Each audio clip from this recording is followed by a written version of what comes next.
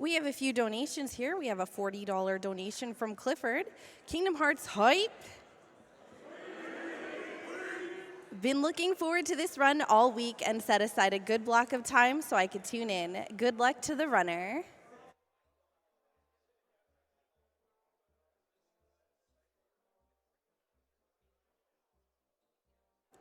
And without further ado, here is Mistmaster running Kingdom Hearts 1 Final Mix. And we're good. We're good, dude. All right. You all set, everybody? You all set, guys? Woo, yeah, let's do it. Let's go. All right. We're good to go. I'm going to go 3, 2, 1, go. All right, here we go.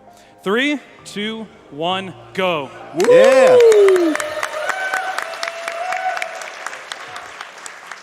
So I guess we'll just do a brief introduction. I am the runner. I am mistmaster1, and join with me. Oh, I'm J Hobbes 296. What's up? I'm Biscuit047. And I'm Spike Vegeta. And two. Oh. No. It says 2. Don't ask. And this is Kingdom Hearts 1 Final Mix HD on the PlayStation 4. And this will be on Proud Mode, played at level 1 with the EXP0 ability. To note, there is no critical mode in Kingdom Hearts 1. Common question. Yes, no, there's no critical mode, so he is on the highest difficulty. Yeah. And the extra highest difficulty with the level 1. By playing it on level 1 the entire time. Normally we'll end up in the low 40s by the end of the run if we don't ever turn it on.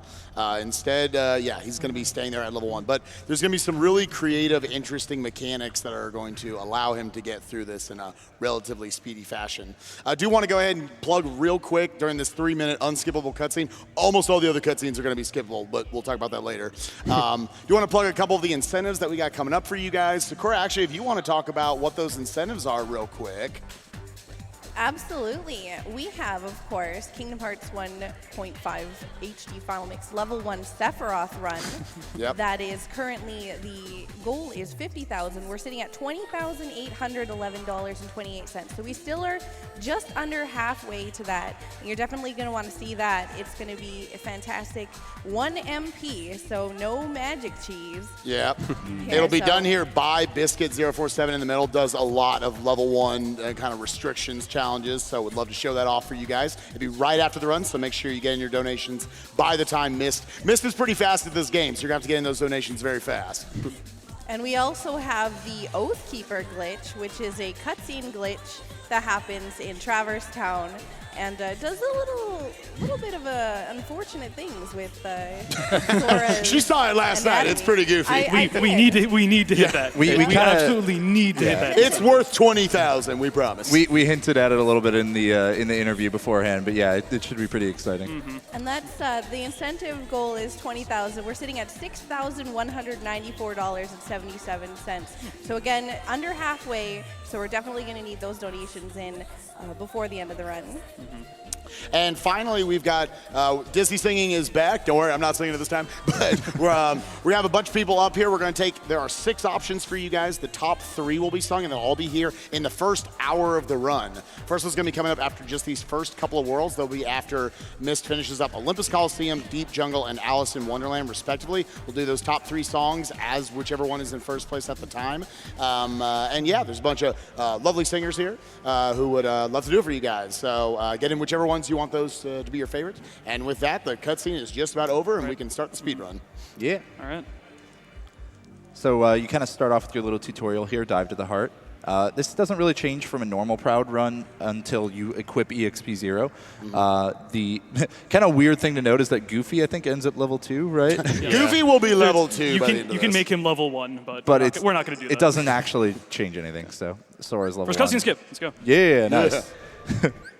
All right. So starting off here, you have a choice of 3 weapons here. These just basically determine your basic stats. I'm going to be picking up the wand or the staff at the very beginning here. This is going to give me a permanent plus 1 MP to my HUD there. You'll see in the next area after we get through this. And also, like, that's what we pick for our sort of buff. And we're going to give up the shield because this is going to get rid of some defense for us. But we're pretty much going to be getting 2-shot by most things in this game anyway. It doesn't matter. So defense is not really going to help us too much. But coming up here in just a moment, you'll see in the bottom right, like after this loads in everything, you're going to see our HUD with our HP and MP.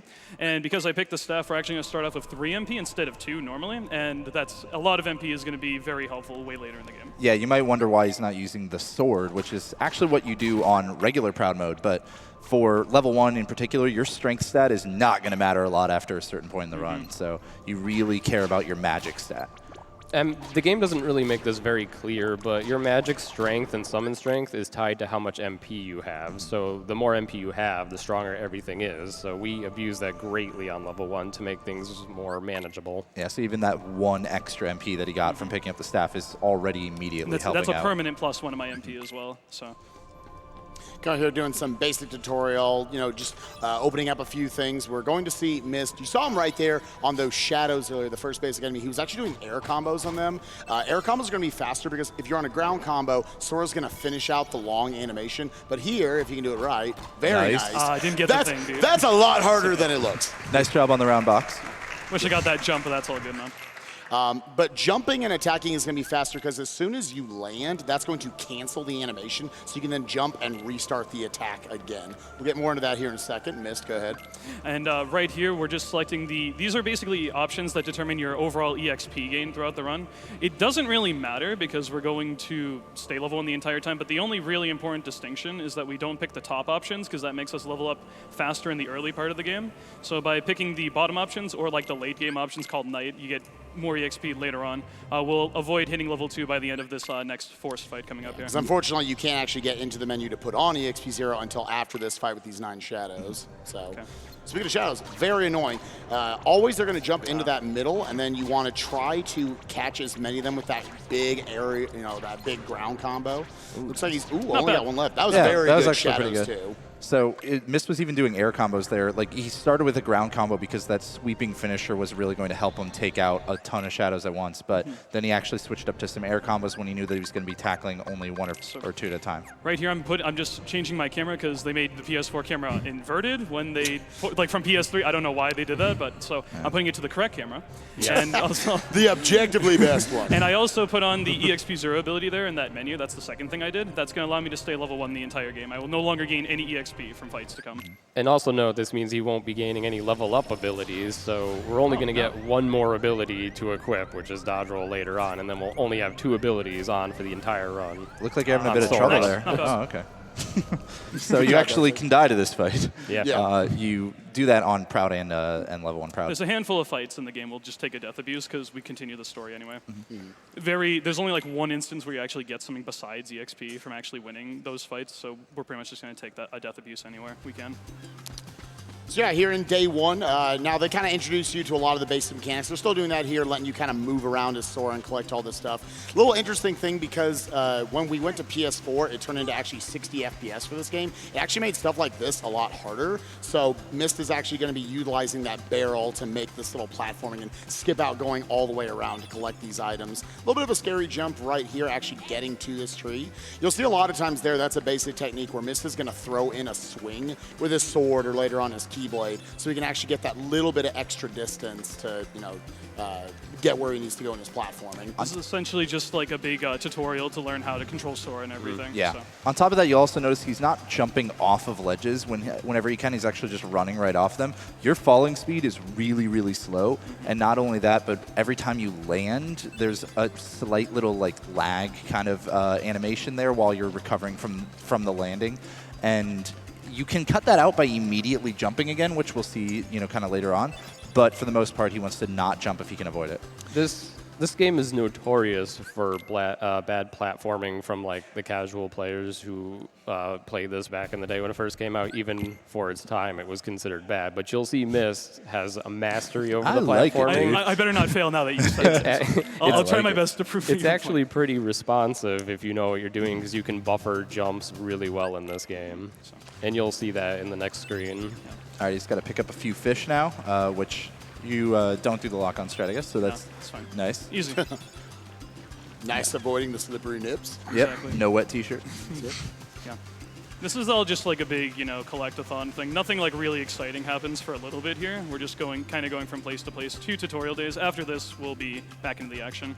Yeah, he's kind of just consolidating the whole left side of the island, getting all of it out of the way, just picking up a few items. There is one interesting strat coming up that I think, Hobbes, you might have come up with on Task Coconut. Oh, goody. I don't remember if I actually found it or if I just like you know, was the you should first take to credit adopt for it. it. Sure, yeah. But yeah, basically, so Mist has to collect collect 2 coconuts, 2 specifically ripe coconuts. So he's going to be coming up to this tree here and climbing a little bit. He's going to grab this seagull egg that he also needs to collect. And then on his way back down, he's going to switch targets, or not even target, and he's going to swing at this tree. But it was a brown coconut, and we actually want like greenish yellow ones. So unfortunately, he got unlucky there, which that's pretty standard. You almost never get the task nut. Biz, if you want to go ahead and talk about the race here, maybe, kind of strats. This is another troubling I want spot you to for talk about playing. it because you just talk trash on the platforming. Yeah, so a lot of people struggle here through their casual playthroughs because you have to beat Riku, and if you try to take the upper pass, it's actually kind of difficult to jump, from tree to tree. You have to win this race in the speed run because we get an item we can sell for later, and it's also much faster. And it's definitely faster to go on the upper route, so you just have to outspeed Riku, really. On top of that, you can only go so fast in this race. Basically, the way that the race ends, it requires Riku to be a set distance away or closer from the finish line. So Mist is going to go as fast as he can, and he'll be able to tell based on how long it takes the game to fade out at the end whether he did really well or not. That's the hard part, so we're good now. Yeah, again, it might look trivial. You're just jumping from one to another. There's a lot of lag on the landing. So, on each of those trees. So he has to time them very specifically to actually get didn't break good his chains leg, like dude. that. I think there's like a really weird animation you can get if you land on that juncture just at a very specific spot, but I didn't get it. The fact that Sora walked, kind of to the end before the screen faded out there means that Mist went as fast as necessary. Any faster would not have actually saved him any time. You just want to make sure you get there before the actual screen starts fading out. Okay. And coming up here after this, we got a coconut grinding. You're getting 99, right? No, we're going to get 2. I'll make sure I get 2. Just don't worry about that. So it's random whether these fall from the tree. I'm just kind of switching my targets just to make sure I can find them when they fall down. Okay, that wasn't too bad. There you go. 3 and 4. Really easy to despawn them by accident by swinging too fast, so that's why his combos there were a little slower. That was very intentional, especially on PS4. They made them spawn a lot faster, so despawning them is really easy. This game is really good at being responsive for combo stalling, so sometimes we utilize doing really slow air combos so that we can still get the full combo off but have it go as slow as possible. With that, we're just going to run over, talk to Kyrie, and then we're going to skip 7 cutscenes in a row. So, Sakura, I see we've raised $20,000 since this run started. So if you want to read a couple of those. Wow. Yeah, absolutely. We have a $25 donation from KH358. Hey, what's up, dude? Yo, Mist, just swinging by to wish you good luck on the run and to make sure I hear KH fans' beautiful pipes on Evermore. You might be disappointed, I hate to say, but thank you. Thanks for the good luck, man. Not in his voice and where the donations are. I just want to make that clear. Shoutouts to the whole KH community. A bunch of us are rooting for you in the Discord. Thank you, guys. Yeah, again, guys, that first song will be cut off here in roughly about 10 minutes. 15 minutes. Yeah. Oh, yeah, we will be going to one of the Disney World before this, but so getting those donations. We're over 50% of the way to level 1 Sephiroth. Nice. Awesome. Nice. So There was something fat dropped on that then. Yeah. Let's keep it coming. we have a $10 donation from Earthboundian. Hey, KH Hey. community, Ian here. Yo, what's up, Sorry I couldn't make it this year, but I hope to be at both AGDQ and SGDQ next year. You're all my family, and I love you all dearly. Thank you all for being there for me when I needed it most. Good luck, Mist, and I know you'll kill it. Thanks, man. Thank you. Probably one more. Has to be really fast. Yeah. All right, we have a $50 donation from Mad Magical. I wasn't going to donate this much, but that rap god summary of Kingdom Hearts from the announcer deserves it. Nice. All right. Biz, Yeah. if you want to explain this next fight coming up. So we have to fight Darkseid again, and this time we can't die. He's going to do a very specific set of aerial combos. We're going to actually try to parry the lasers into the arm because it will deal much more damage than avoiding them, but he has to do it very well timed or else he's going to get hit out of them. So you'll see him sort of stall his combos, and if he does it right, he'll keep getting those parries. Here. So here he's Just going to throw be that really safe. quick, that's fine. I'm not going to get the quick healer here, but that's fine. Don't worry about that. At There's this nothing point, else he's- really that lethal here, so a little unfortunate there, but that's okay. The I most might get this lethal, kill here. the most lethal things are probably shadows from the at the this fight. And that was one hit, so you get a good taste of what this category is like. Make sure I'm far enough away so that doesn't hit me. Yeah. Yeah. All right, there we All go. right, We there we got go. it. Good job. That happens sometimes. Timing the reflections on those very orbs, precise. it's really hard. That was actually a strat that was found for the standard mode of this game, and then ended up getting adapted. It's cool seeing this category develop over the years, because at first you're just like, I'm gonna do a run where I don't die. That's gonna be the only goal. But now we've slowly, implemented. Deathless isn't necessarily good anymore. No. Yeah, we've implemented all these strats where, Mist could end that fight, 15 seconds earlier, all these. I believe Riz came up with that strat, so we'll be seeing a lot of cool speed strats as we go. Okay, so interesting little quirk about this part of the game is a lot of people might think, oh, you just wander the town around until Leon eventually shows up, because that's how you progress this world and all. A quick little way to actually get Leon to show up right away is to just kill 5 shadows and head to the accessory shop. So. Yeah. Somehow the way that they kind of tracked that you walked around enough is just if you finished off 5 shadows. And you'll already notice that they're taking a lot more hits than they were in the tutorial. They've scaled up, as you go through the world, so you're still level 1. You're probably noticing he's not doing any finishers in the air. That's because he doesn't want to knock them away because it's not going to kill them yet. I'm going to take an intentional hit here because Leon is another fight we can death abuse, and if I'm at full health before I fight him, I'm not going to be able to die in 1 hit. So just take that hit there. Yeah, it's pretty rare that he'll double hit you in any way at the start of the fight. We're hoping to see a fireball right at the beginning. Which is actually contrary to basically every other category, well, at least the lower difficulty categories, so it's right. Kind of funny. All right. Come on, Leon. The only thing he's going to be missing out on by losing this fight is actually Hey. elixir. Our Nice. boy. We died. Yo, we did it. in there. We did. There's not too many more fights that we can death abuse through, honestly, in this run. So They're mostly early on or in spots where you wouldn't have had a chance to go back and save, and they just kind of let you keep moving. For some reason, you can't skip that cutscene until Riku opens his eyes. that wasn't Mist just falling asleep at the wheel. So That might happen for me, by the way. I'm real quick, we're just going to go and talk to Yuffie here because we're in this little hotel room now. And somehow just by the magic of talking to girls, I don't know what, but we can just open this chest now, and this contains an elixir. And before I get to that, I'm just going to quickly equip 2 high potions that I got from Destiny Islands. And that's basically the same thing as a regular potion in this run, just heals a certain amount of HP to fully heal me. Yeah, the high potions are kind of for safety for the next fight, but also just safety in general. Up until we get cure. Yeah, potions are going to be really nice early on, but especially because the next fight coming up, guard armor, is actually really scary at level 1.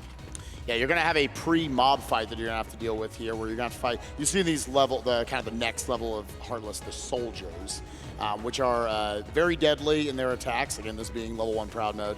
And he's going to be doing more jump attacks on them. Not as hard as the Shadows, but even these can be pretty difficult.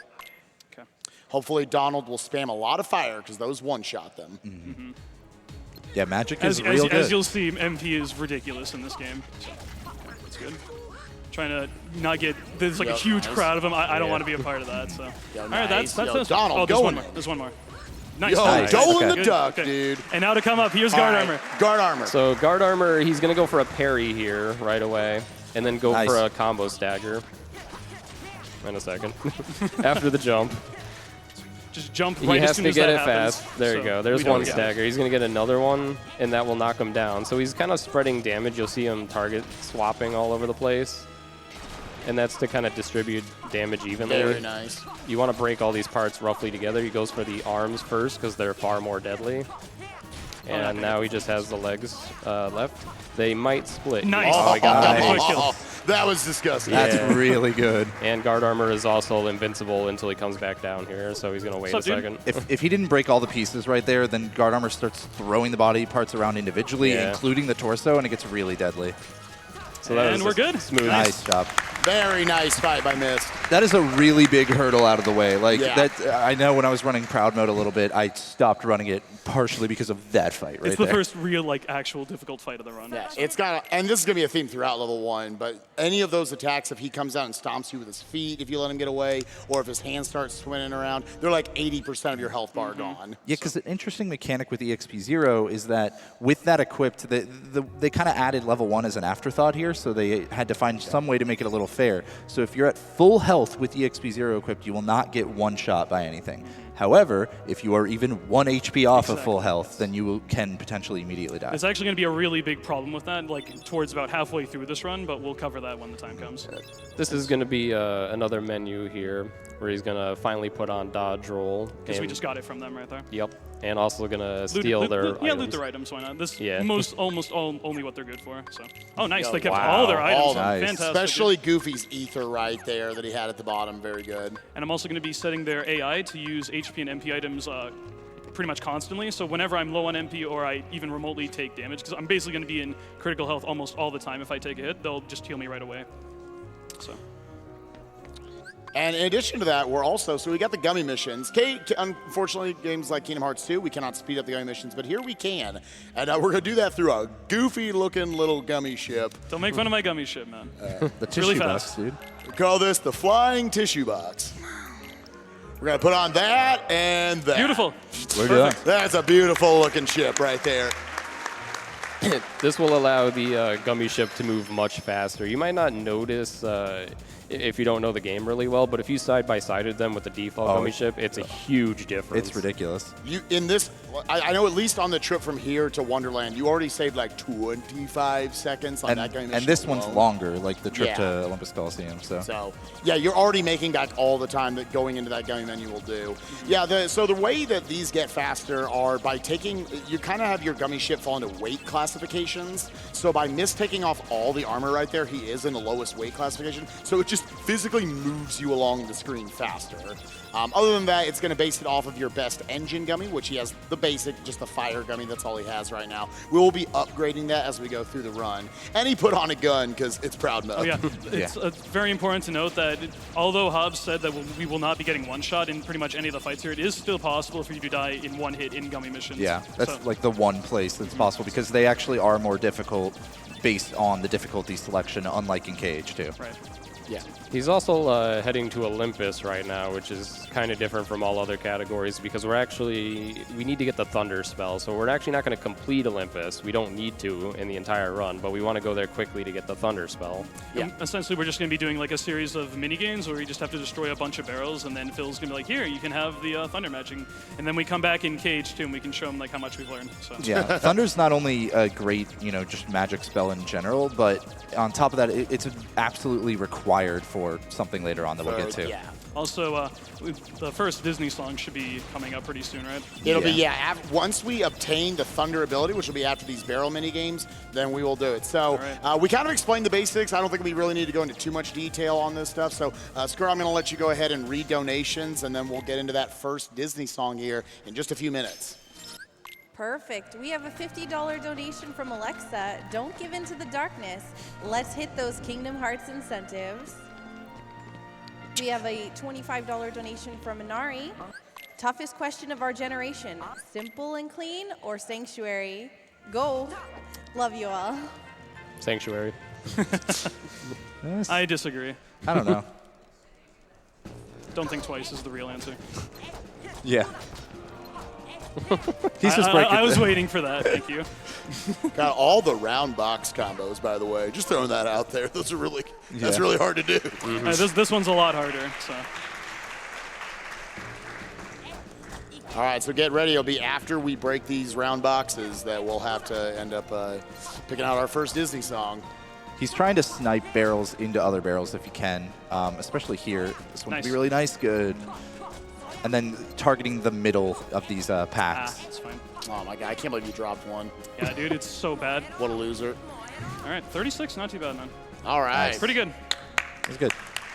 All right, and I believe it is now time for our first Disney song. So what's our winner? Our winner is Can You Feel the Love Tonight from The Lion King. All right. All right, guys. We will be joined then by Mr. Zemi Poo himself. Okay, yeah, come on up. They will be switching over the camera, I believe. Oh, yes, here.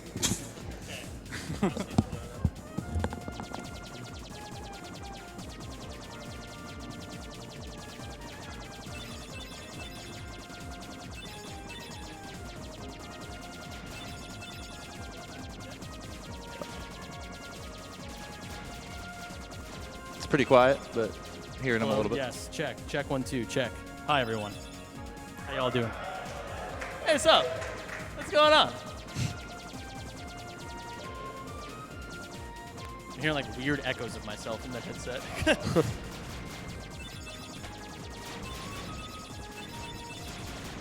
So, hope you're all having a great day. What a great one. Yeah. 1, 2, check, check, check, check, check. Let's use this one instead, man. Cool. Hi. There Is you that go. working? All right. Kick it, dude. Great. So this is going to be the Elton John one, not the one from Lion King, but the one that he made. It's like the bonus track or whatever. All right. Anyway, here we go. There's a calm surrender to the rush of day, when the heat of a rolling wind can be turned away. An enchanted moment, and it sees me through. It's enough for this restless warrior just to be with you. Can you feel the love tonight? It is where we are.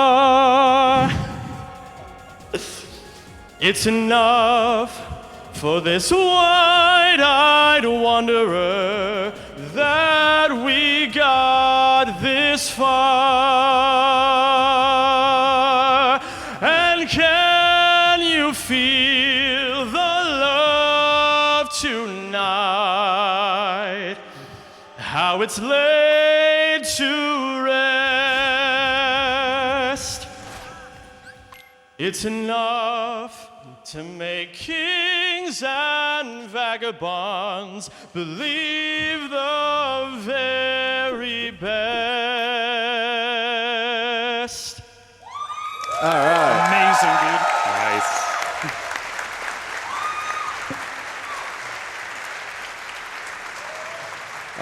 So little Thank you, menu Zach. here stole Tarzan's items, turned off all his MP abilities except for his healing ability. So now Tarzan is basically a heal bot. Also picking up this Mega Ether chest really quick. Mega Ethers will not be in play until like way later in the game. And if you missed it, he died to Sabor because that progresses the game and it's faster. Yeah, it's really the last death abuse of the run. Right. So. Time to pick up some slides, man. Yeah, it's 6 slides, not that mysterious sure? 7 You- fun. you sure? I am 110% sure. You want to check As your long as items real Nah, quick? dude, I'm good. That's a meme that I do not know. Oh, it's great. One time I was doing a run and someone's like, "You missed the slide." I went back and I actually had them all. It was fantastic. And I never listened to Twitch chat ever again after that.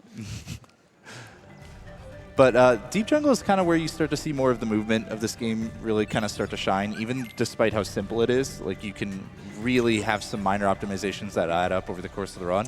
Right Slides there. is kind of one of the places Right to do there, that was Mythal Shard chest I just picked up in that. There's going to be some items we pick up in Deep Jungle because we're going to need more money to upgrade our Gummy ship later on in the game. This is generally the first part of the game where it kind of is hard for players to figure out where to go. Fortunately, we know where to go, so we could do it really Right. speedy, but you'll see him kind of like loop back a few times before we can complete the world. He's going to have pretty clean movement here. He's going to be going for a strat called Hippo Hop. If he moves through this room very well, he can catch the cycle on this hippo right as it's about to go Nice. under. Very nice. And Don't that fall in should the water. allow him to get all the way back. Okay, we're good. There we All go. right, very nice movement through Nice there. job. You can actually do like a save warp too, but it's basically preference. And it's also the fact that if we save what we really want Tarzan, our party for this world, so it's like extra menuing you would have to do anyway. So it's basically like the exact same thing. Because like Biz said as we were coming out of the singing, that he basically turned Tarzan into a heal bot, so he doesn't have to worry about healing himself nearly as much. But with that, we're going to drop back down in a second, so I'll have Sakura go ahead and read 1 or 2 donations real quick. They're doing a lot of negotiations over there, a little contract negotiations. We have a $150 donation from Hazy Lena. Good luck with the run. May your heart be your guiding key. Oh, and Donald, don't screw up healing again, okay? All right. So now, Mist, what do you think about Power Wilds? You know, they're kind of a messy fight, you know, typically. But thankfully, we have this handy little thing called the Thunder Magic that we just picked up a little while ago. So don't mind me. I'm just gonna do this, and oh, there's one that lived. What? You ruined it. Oh man. I was trying to make a point, man. Why you gotta do this to me? About to brain down, dude. Bring me But Thanos. Thunder's is still pretty good. It actually kind of almost makes level 1 easier here than normal because when you of have Thunder. MP anyway. Yeah, It's a little messy when you don't have MP. But Yeah, because normally you'd only have Blizzard. You wouldn't have Thunder because you'd have come from the Alice in Wonderland world. And it's just so much nicer with Thunder. Like, way better. The downside is Nice. we never Yo, upgrade frame Thunder. perfect. Yeah. That was actually frame perfect. We just did. We never upgrade Thunder, so it does eventually kind of become useless compared to other magic, but for now it's pretty strong. He got all his MP back by stepping on a save point for a moment, just letting the MP refill. And that's really handy here. So as you can Good see, dodge. if you haven't picked up on the basic mechanic, if you look at the bottom right, the UI, as he hits enemies, it'll fill up his MP, the blue part, as that yellow kind of rotates around. So a lot of what Mist is having to do is not only just spam magic the whole time. As he runs out, he has to use more and more physical attacks to balance, okay, should I use a Thunder here if it's just only one Power Wild I'll be hitting? Do I want to just do some physicals to fill up the magic? There's a lot of just, you know, adaptation he has to make all the way throughout the run. And this is considered the worst Power Wild fight here. He does have one Ether available too if he really wants to use it, but that'll basically depend on how the fights go. there's too much stuff, dude. So I'm gonna run Again, away no just so I cure. can use this, and there we go. Okay, we're back in there. I'll just use this Thunder. I don't trust that. Yeah. I wanted to save that for the next fight, but it was getting a little out of hand. Yeah, it's a little nice because you drop into this fourth fight and they're all, it's consistent where they'll be kind of all packed around, but he's going to have to do some different strats. So I try to go over here. Want to get some MP back. Unfortunately, that one got away from me, but that's fine. Just do some movement here, get in some more attacks. Ooh. Yeah, Nice they're dodges. being pretty aggressive right now, but we can handle it. All right, nice potion drop. That's good. I want Yeah. that. Okay. And That could because have been way worse, so we got out of there. because he had a spare inventory slot and that potion dropped onto the ground, picking it up means that it's actually right there in his inventory. He's going to try to push this first one into the group with a couple of 1-2s and then go into Thunders. Going to have to heal himself, though, first. You see how he has to make that distance because Power Wilds can close in on you very quickly. And we did it. Okay. Yo, all right, nice Power They Wilds. really wanted me Dicey, today, man. but we got it. We survived. That's the important thing. And now we're going to Sabor Hobbes. You came up with a pretty cool strat for this fight. Yeah. Oh, wow. That's used on level 1. Awesome. Well, I'll try. An but alteration or something. Yeah. Yeah, So, it was a little rough yesterday, so hopefully, yeah. So an interesting kind of quirk about this game is that whenever you're locked onto an enemy, you cannot go through a room transition. And Sabor here likes to jump around all over the arena and stuff, but if you can manage to bait Sabor back towards the entrance of the room, then you can actually stun lock her by knocking against the wall as many times as possible. But it's not really going his way right now. Yeah, definitely better to heal there than try to start the stun lock. Dude. Oh, man. This is a little scary. Tarzan doesn't have any MP, so this is going to be rough. I may die here. He has to unfortunately. take a risk basically Pretty now. much. So. They're going to try to bait out a couple of attacks and then try to find an opening. There we go. Oh, man. Oof. This will be amazing if I survive this. Oh boy. Okay. All right. Nice. Okay, so now that Hurry up. Sabor's been stunned, he can We try did to it. stun Okay, lock. we All made right, it. good job. Man. Sabor has been interesting. All right. The deep jungle's kind of, testing level 1 right now. I hope you like that beeping noise at critical health, because that's not the last time we're going to hear it. Hear it. You underestimating me? Yeah, definitely good understanding of Mist there of just her attack patterns, knowing how to deal with it. You'll see him come up here again. We didn't actually get into this the first time, but by going up here, instead of doing Hippo Hop the second and third times, we're going to activate this mini game and then immediately quit out of it, which just warps us to the I other got a side. 1. Oh, he got a Reset. 0.01. Got a reset, dude. Yeah. 1 frame off, perfect right there. So frame perfect in 1 frame late. So. And now we got to fight an evil fruit. Oh yeah. So Best boss in the game, dude. even on level 1, this takes the exact same number of hits as it does on every other category. It's 15 swings and the fruit dies. So With that, let's get in one more donation before we get into one of the first really scary fights, Clayton. Absolutely. We have a $150 donation from Five Eyes. I've been looking forward to this run of one of my favorite series. Level 1 Sephiroth would blow my mind. And speaking of which, we are over halfway to the Oathkeeper Glitch. Oh, nice. And Nice. less than $20,000 off from the Level 1 Sephiroth. Let's hit it, guys. Yeah, keep making it happen, folks. All right, guys. We're going to kill this boss, and then we're going to do some platforming. Then we're doing the second Disney song. Here's Clayton. So we're gonna do just 2 1-2 combos, and we're gonna do a 1-2-3. Have our party members maybe hurt clean a little bit there, or not. They can just sit there. That's fine. We're just gonna advance to the second phase, and right here, right off the bat, Clayton's gonna try to attack us. I'm gonna try to jump over this attack like so. They're gonna get hit. That's fine. And I want to do 2 combos like so, and have the second finisher connect there. And this is gonna have Stealth Sneak just kind of turn visible right now. And I'm gonna wait and time a very specific combo like right here. Have Stealth Sneak come over to this side, and then I'm gonna try to knock Clayton off Stealth Sneak right here. And what we're going to try to do is get Clayton to the other side of the arena as quickly as possible, because if you actually can separate Clayton as much as you can in this fight, which is basically like from that side to this side, the lasers that Stealth Sneak is going to shoot out will basically dissipate before they can actually hit you. And that just gives us ample time to just wail on this guy. There's an important thing he's doing, too, where he's actually waiting to use the magic that he's got until after he uses a finisher on Clayton. That's because of a weird little quirk with the EXP0 that amplifies magic and summon damage after you use a finisher. Although I don't think we've ever tested if it actually affects this fight, but later Stealth on it Sneak. definitely. Easy, dude. Nice. Stealth Sneak is the big danger in that fight, so when he started, showing up again at the end. Lucky he oof. missed me. Holy. Yeah.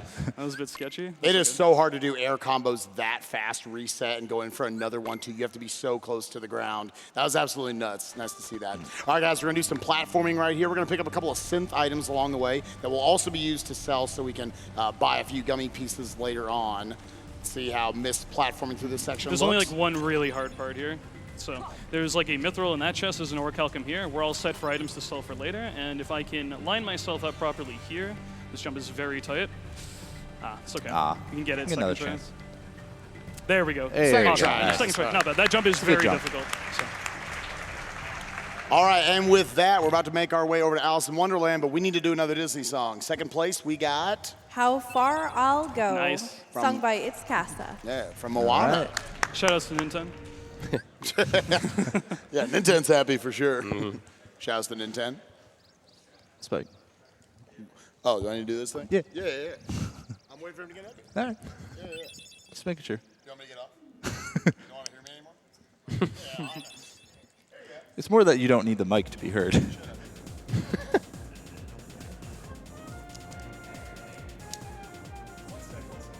Oh.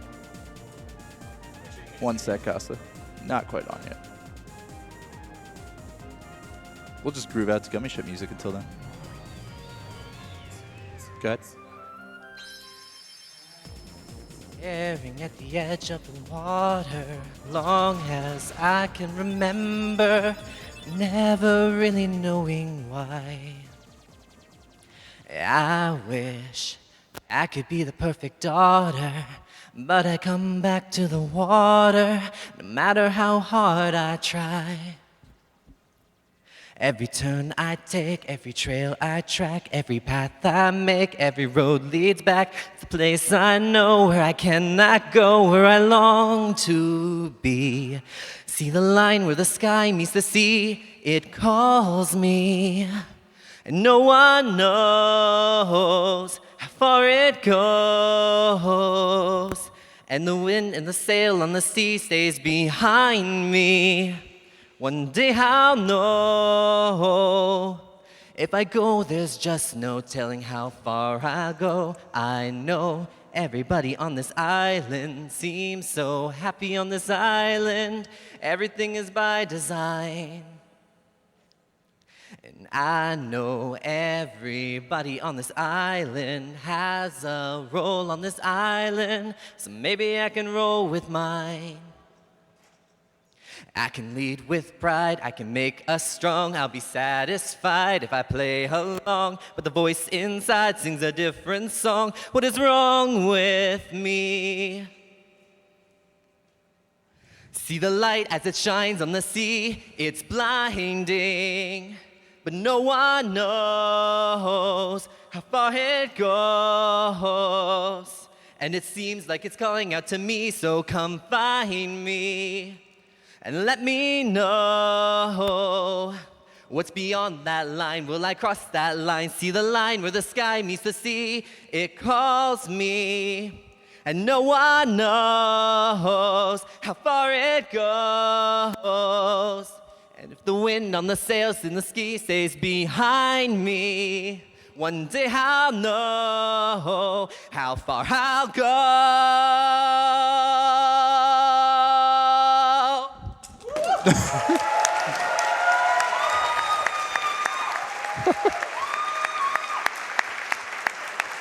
That was the first time I heard that song. Yeah, me too. Yeah, me too. I've never watched Moana. I didn't know. Don't tell Nintendo. Too late. So we're into Wonderland. All right, so this is a fight. Good job. Nice. All right, that cleared that out.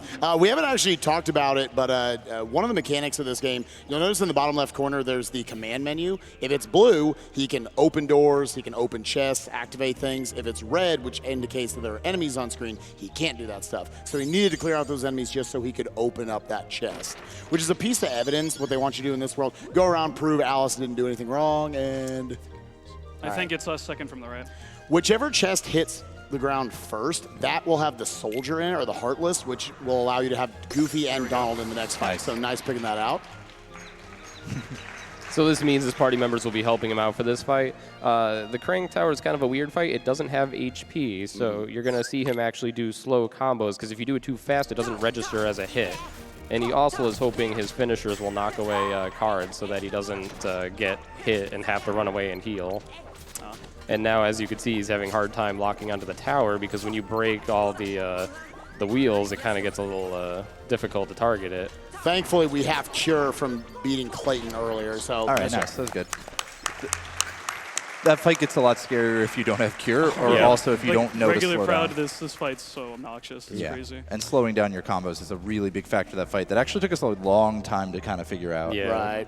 It's like a little tidbit is you try to like sandwich yourself between the tower and a car that you can lock on, because you just can't lock onto the Kraang Tower like when it breaks off. So, but thankfully if you get like one hit in, you can actually target the Kraang Tower again. So that's like the ideal thing. When Yeah, that it just happens. doesn't have it registered as a target until you've accidentally smacked it once, so it's weird. Very soon, Accidentally, yeah. very soon after he picks up some items here, we're actually going to be having to do a little bit of weird movement in order to avoid spawning enemies, and that's to kind of get at what Spike was saying earlier, where he needs to keep this command menu blue so that way he can light a couple of torches here. And if he doesn't move specifically in this way, grabbing the ledge there and then flipping up and staying off of the pink ground. Floor is lava? Yeah, basically, his floor is lava. If he touches the ground there, he would actually spawn enemies, and he wouldn't be able to light these torches without killing them. Yeah, while he's I'm not doing it. Sorry, Hobbes.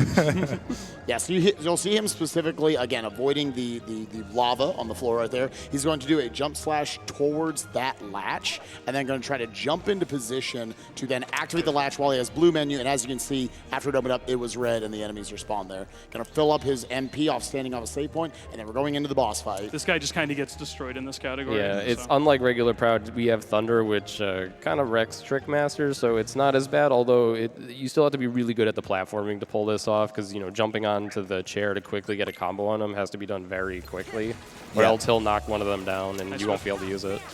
That's kind of the big thing of this fight, is actually getting onto the chair and getting off of it. Once he's out of MP, that is. Right. Yeah, Thunder definitely simplifies a lot of the platforming in this. So you'll see Mist will have to have kind of this internal clock in his head of like how many hits he can roughly get in each time he knocks it down, and then how many subsequent hits it'll take to get him knocked down again. So he should be relatively close to that. Again, Thunder really wrecks this guy. Very nice. Good job.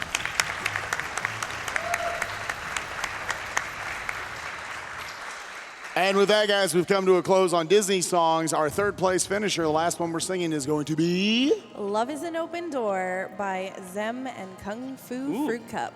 From Frozen's. All right, we're going to...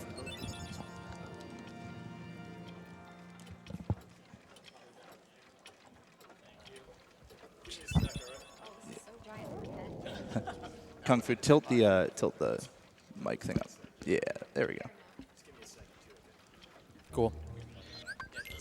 Hi again, everyone. Hello. Hi. I stream. What's that? Sick. All right. Yeah. All right. Let's do it. You ready? Oh, I'm ready. Okay. All my life has been a series of doors in my face. And then suddenly I bump into you. I was thinking the same thing. It's like, I've been searching my whole life to find my own place. And maybe it's the party talking or the chocolate fondue. But with you, I found my place. I see your face. And it's nothing like I've never known before. Love is an open door. Love is an open door. Love is an open door. With you. With you. With you. With you. Love is an open door. I mean, it's crazy. What? We finish each other's Sandwiches. That's what I was gonna say. I've never met someone who thinks so much like me. Jinx! Jinx again! Our mental synchronization can have but one explanation. You and I are just meant to be. Say goodbye. Say goodbye to the pain of the past. We don't have to feel it anymore. Love is an open door. Love is an open door. Life can be so much more with you. With you. With you. With you. Love is an open door. Can I say something crazy? Will you marry me? Can I say something even crazier? Yes! Oh, wait, actually I'm like kind of seeing No, that's fine. You were the side chick anyway. Okay, okay. Yeah, it would have been really Okay, all right. What's happening?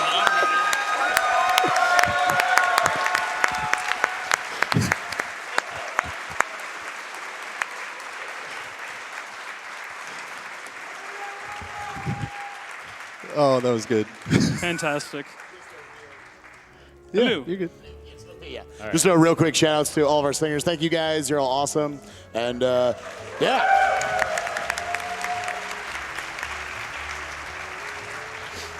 So here we are on Traverse Town 2 visit. It is kind of a lengthy visit where we kind of just go from point A to point B. The game actually wants us to fight opposite armor now, which is like the boss of the world, but we're actually not going to because there's not really a benefit for it. We do get the arrow spell, but on level 1 it doesn't really do anything. It doesn't help decrease damage once we get to Agrabah. Yeah, really old routes of level 1 I think actually would go and fight opposite armor early, but it's just not worth it. An interesting thing about PlayStation 4 now is because, like Hobbes was mentioning earlier about save warping back in Deep Jungle, it's actually faster on PlayStation 4 now, just due to how fast the loads are, is we're just going to go right to 3rd District instead of going to Sid, like Leon told us to. And it's actually faster to do this, warp back to the accessory shop, and then warp back to Merlin's, than actually just going straight to Sid and then straight to Merlin from there. Yeah, I think you said about like a good 6 to 8 seconds. Something like that, yeah.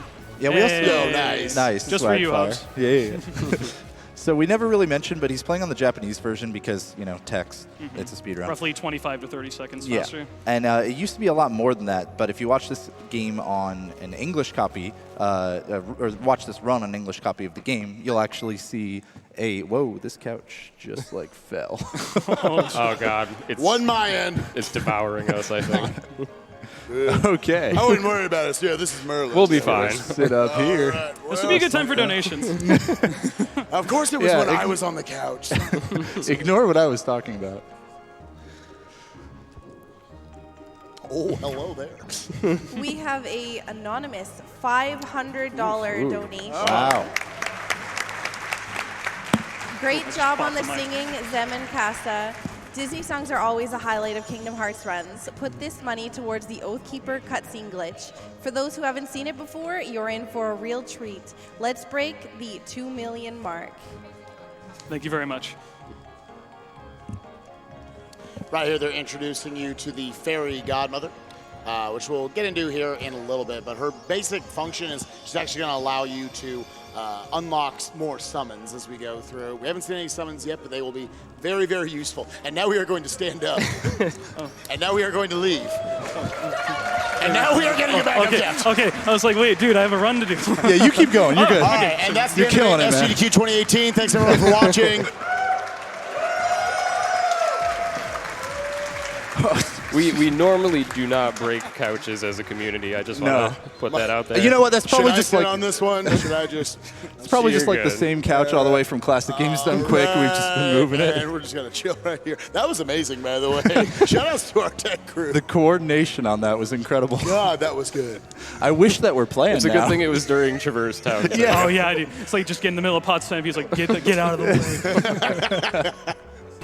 Mist is still having the game the entire time. I'm just like, dude, I can do this anywhere. Oh God, that was great. Oh man, that was I good. can't even see the TV. So yeah, like we said, save warping here, talking instead, really just hitting a bunch of story triggers again. No And- real combat of much, anyways, happening. And here. right here, I'm actually going to sell those items that, I went to buy. We're going to sell a bunch of the items from our stock. These are the synth items, and we're going to sell the accessories as well, because there's only like 2 accessories in the entire game we're actually going to be utilizing. So we're just getting those accessories out of our inventory for easier menuing later on. In a lot of other categories, you would hold on to the White Fang, but White Fang's main use is giving you extra strength. And as we kind of alluded to at the very beginning of this run, strength doesn't really matter on level 1 almost at all.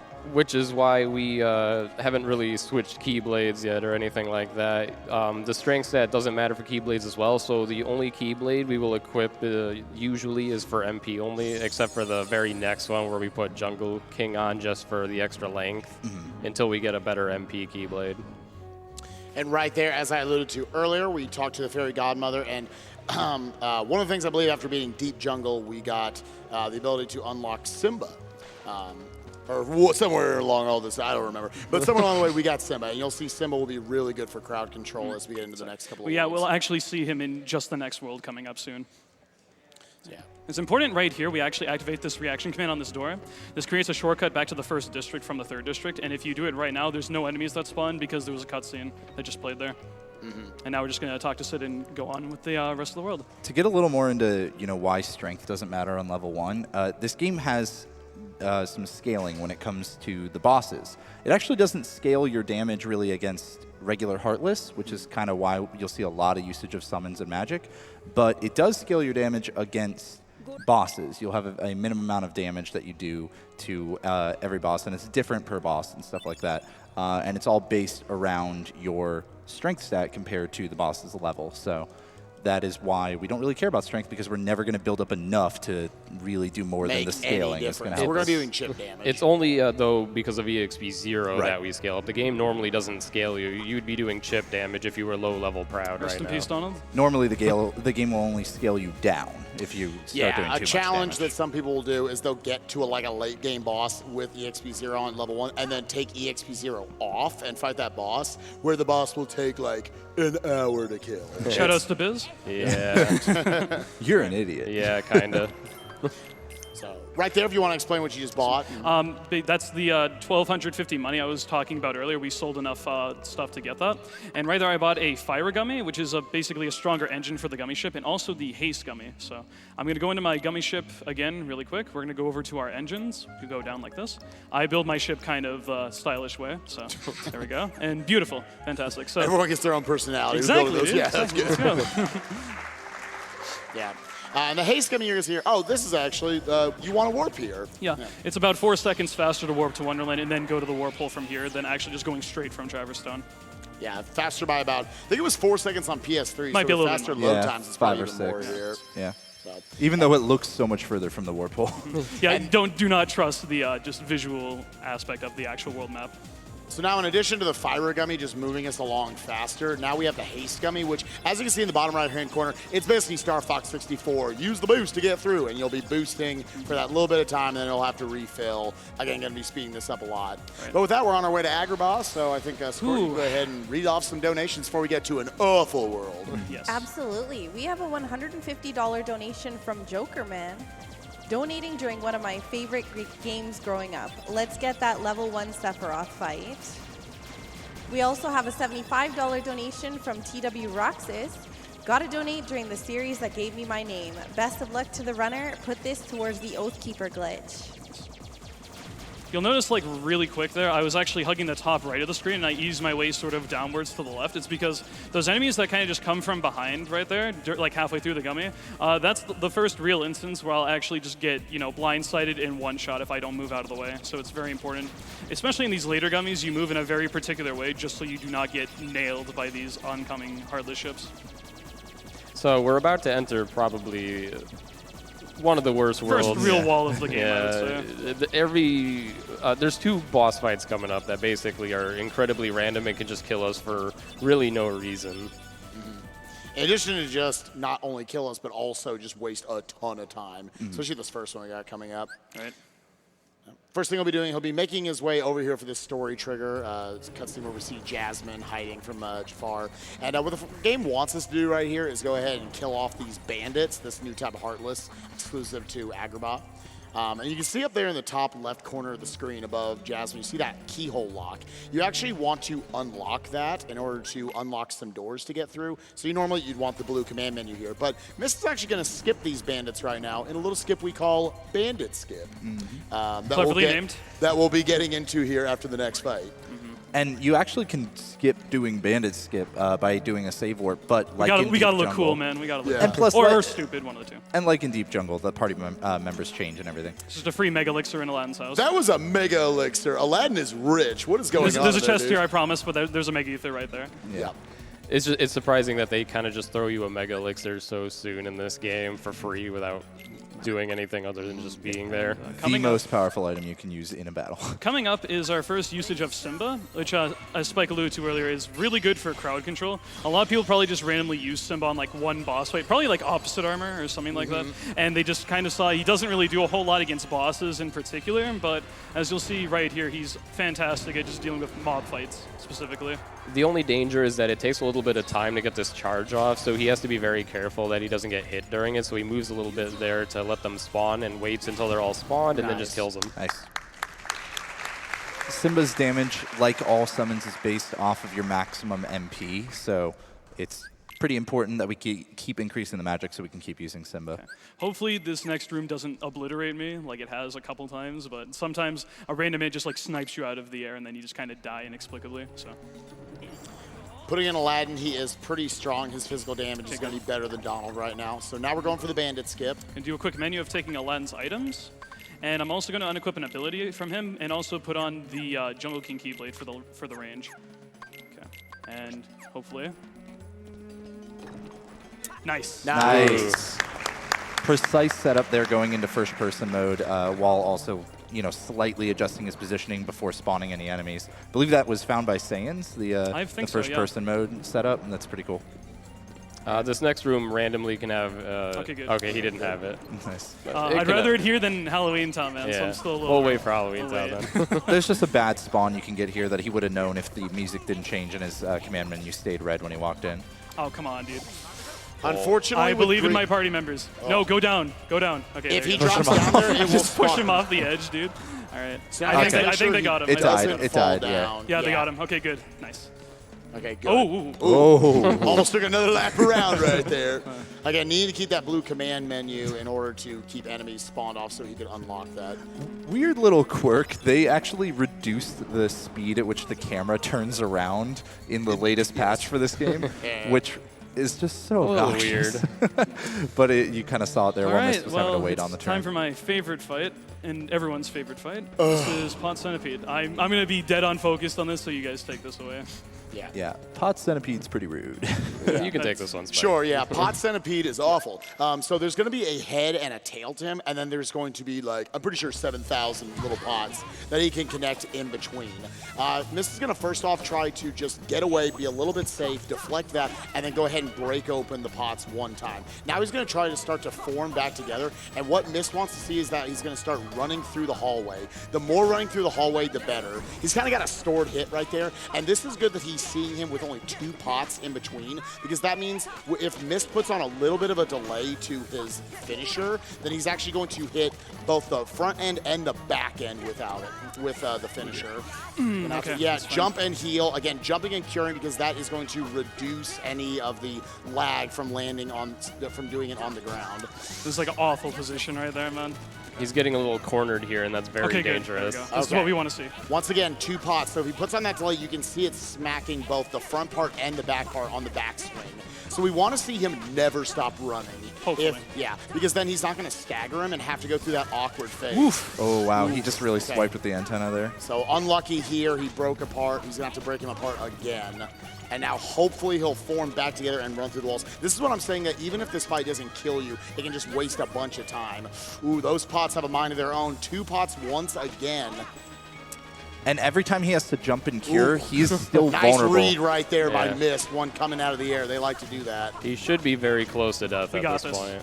I'd be surprised if we don't got this. Once he gets low enough, he basically never stops running. There we So go. There we Nice. go. Good job. All right. Okay, very good. That's a big place to potentially take a death, and it's a really costly one as well. All right, so that fight sucked. Now let's do another fight that sucks. We got Tiger Head. Out of the frying pan into the freezer kind of thing. Yeah, he's going to have very specific movement coming up here. The basic idea of Tiger Head, he's going to have to scale up Shadow of the Colossus style, try to take out both of his eyes. Unfortunately, this Tiger Head will also be spawning Heartless along the way that he will potentially have to deal with. Hopefully we won't see them. I got to move really fast here, so I'm going to focus. So I imagine he's going to do a strat that was actually found, I think, by me. I don't quite remember, where he's going to be getting up there as quick as he can and then swinging from behind once. That's actually going to, for some reason, let Tiger Head kind of stay still for a while so he can wail on him. And he's also trying to deflect all of these lasers as they shoot out of his face. So he's specifically timing his combos to try to do that. Yeah, He's because also those lasers do big damage. It's similar to the Dark Side 2 fight from earlier. Eventually, Tiger Head will kind of just get away, though, and start doing this. And now this is where it gets a little random, and he can start getting, hits sometimes. And coming out of this, he just spit out a bunch of enemies right there. We'd like that he spit out fat bandits, because they're not going to come up here and try to mess with us.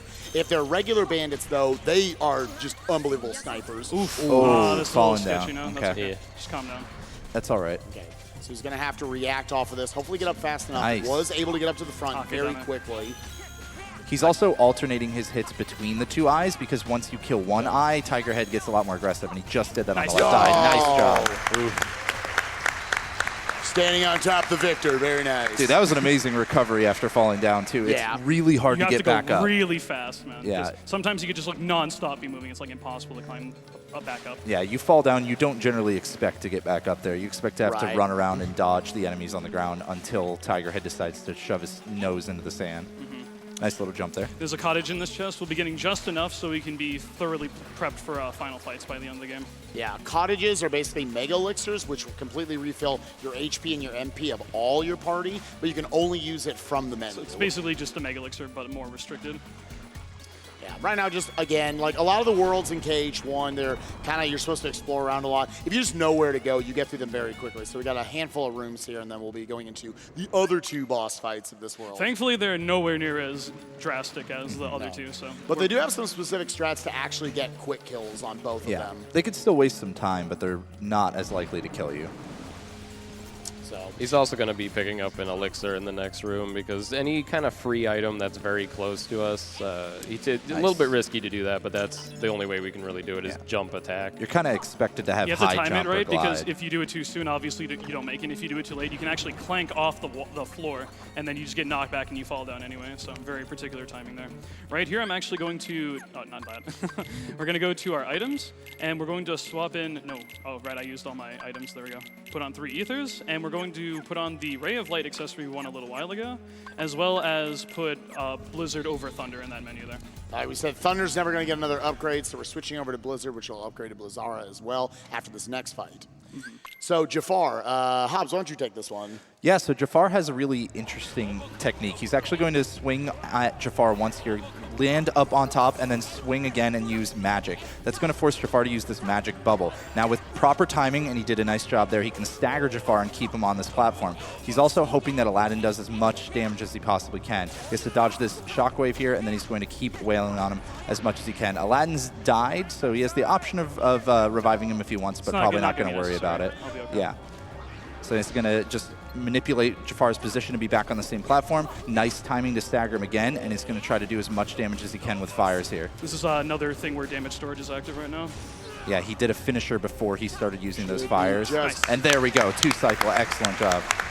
And then he throws an ether at the very end just because the next fight he's going to be spamming Blizzard right away while waiting for Iago to show up. Yeah, there's going to be a number of ways for him to actually damage Genie Jafar as a whole in this fight.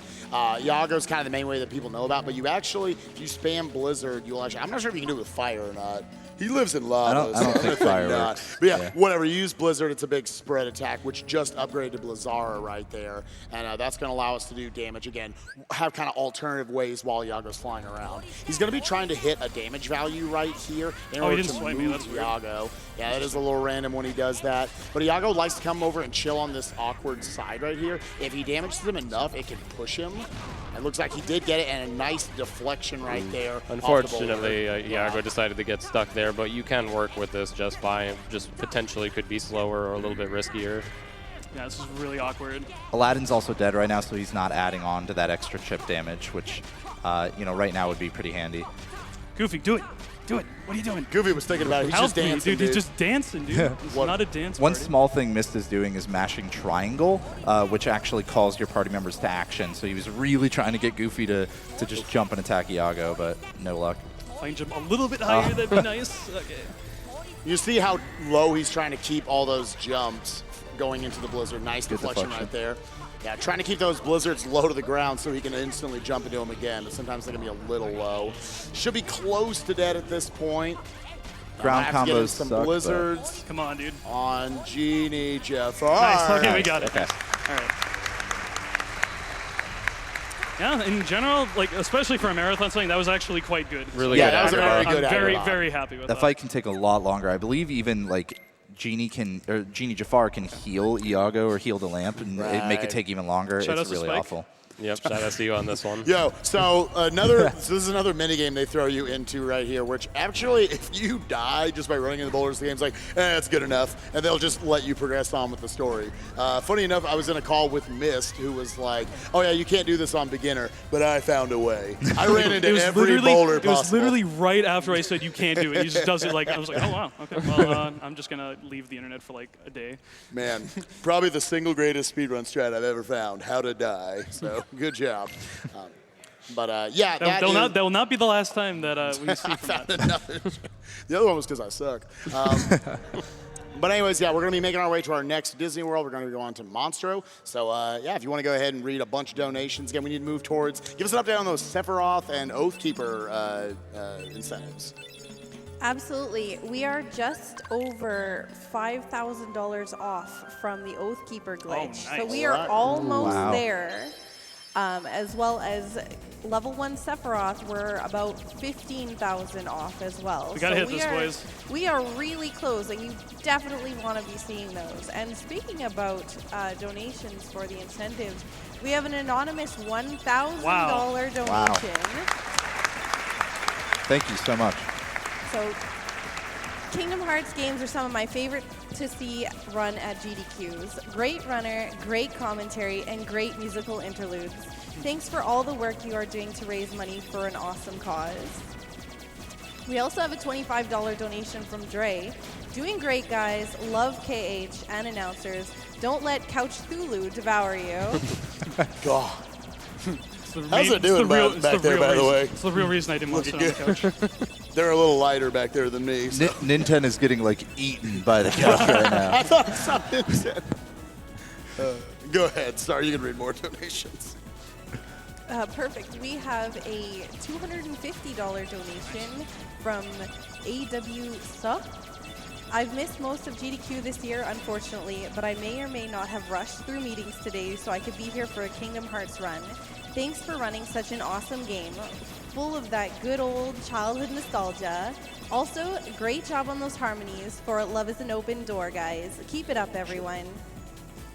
All Oh, right. hey, it's a thing. It's Monstro. Hey. This animation's going to take so long, you might as well read another Yeah, donation. you can go one more. We're just entering the next world right now. Perfect. We have a $10 donation from Hey, I'm Alice. Can you feel the love tonight? Made me cry, so I had to donate. Oh. All right, getting into Monstro here now. This is one of, if not the quickest worlds. I think it's the fastest. in the Yeah. game. Even on level 1, it's very fast. Yeah, worth pointing out here, there's a little interesting thing about this game. There are now, our end goal for mid-game to beat all these like kind of Disney-centric worlds is to beat Neverland, where we'll be fighting Captain Hook. And to unlock the ability to go there, we need to beat 2 out of 3 worlds, those being Monstro, Halloween Town, and Atlantica. We're going to like to beat Monstro because it's stupid fast, and we're going to beat Halloween Town, which will also give us some really good magic, including stop and gravity.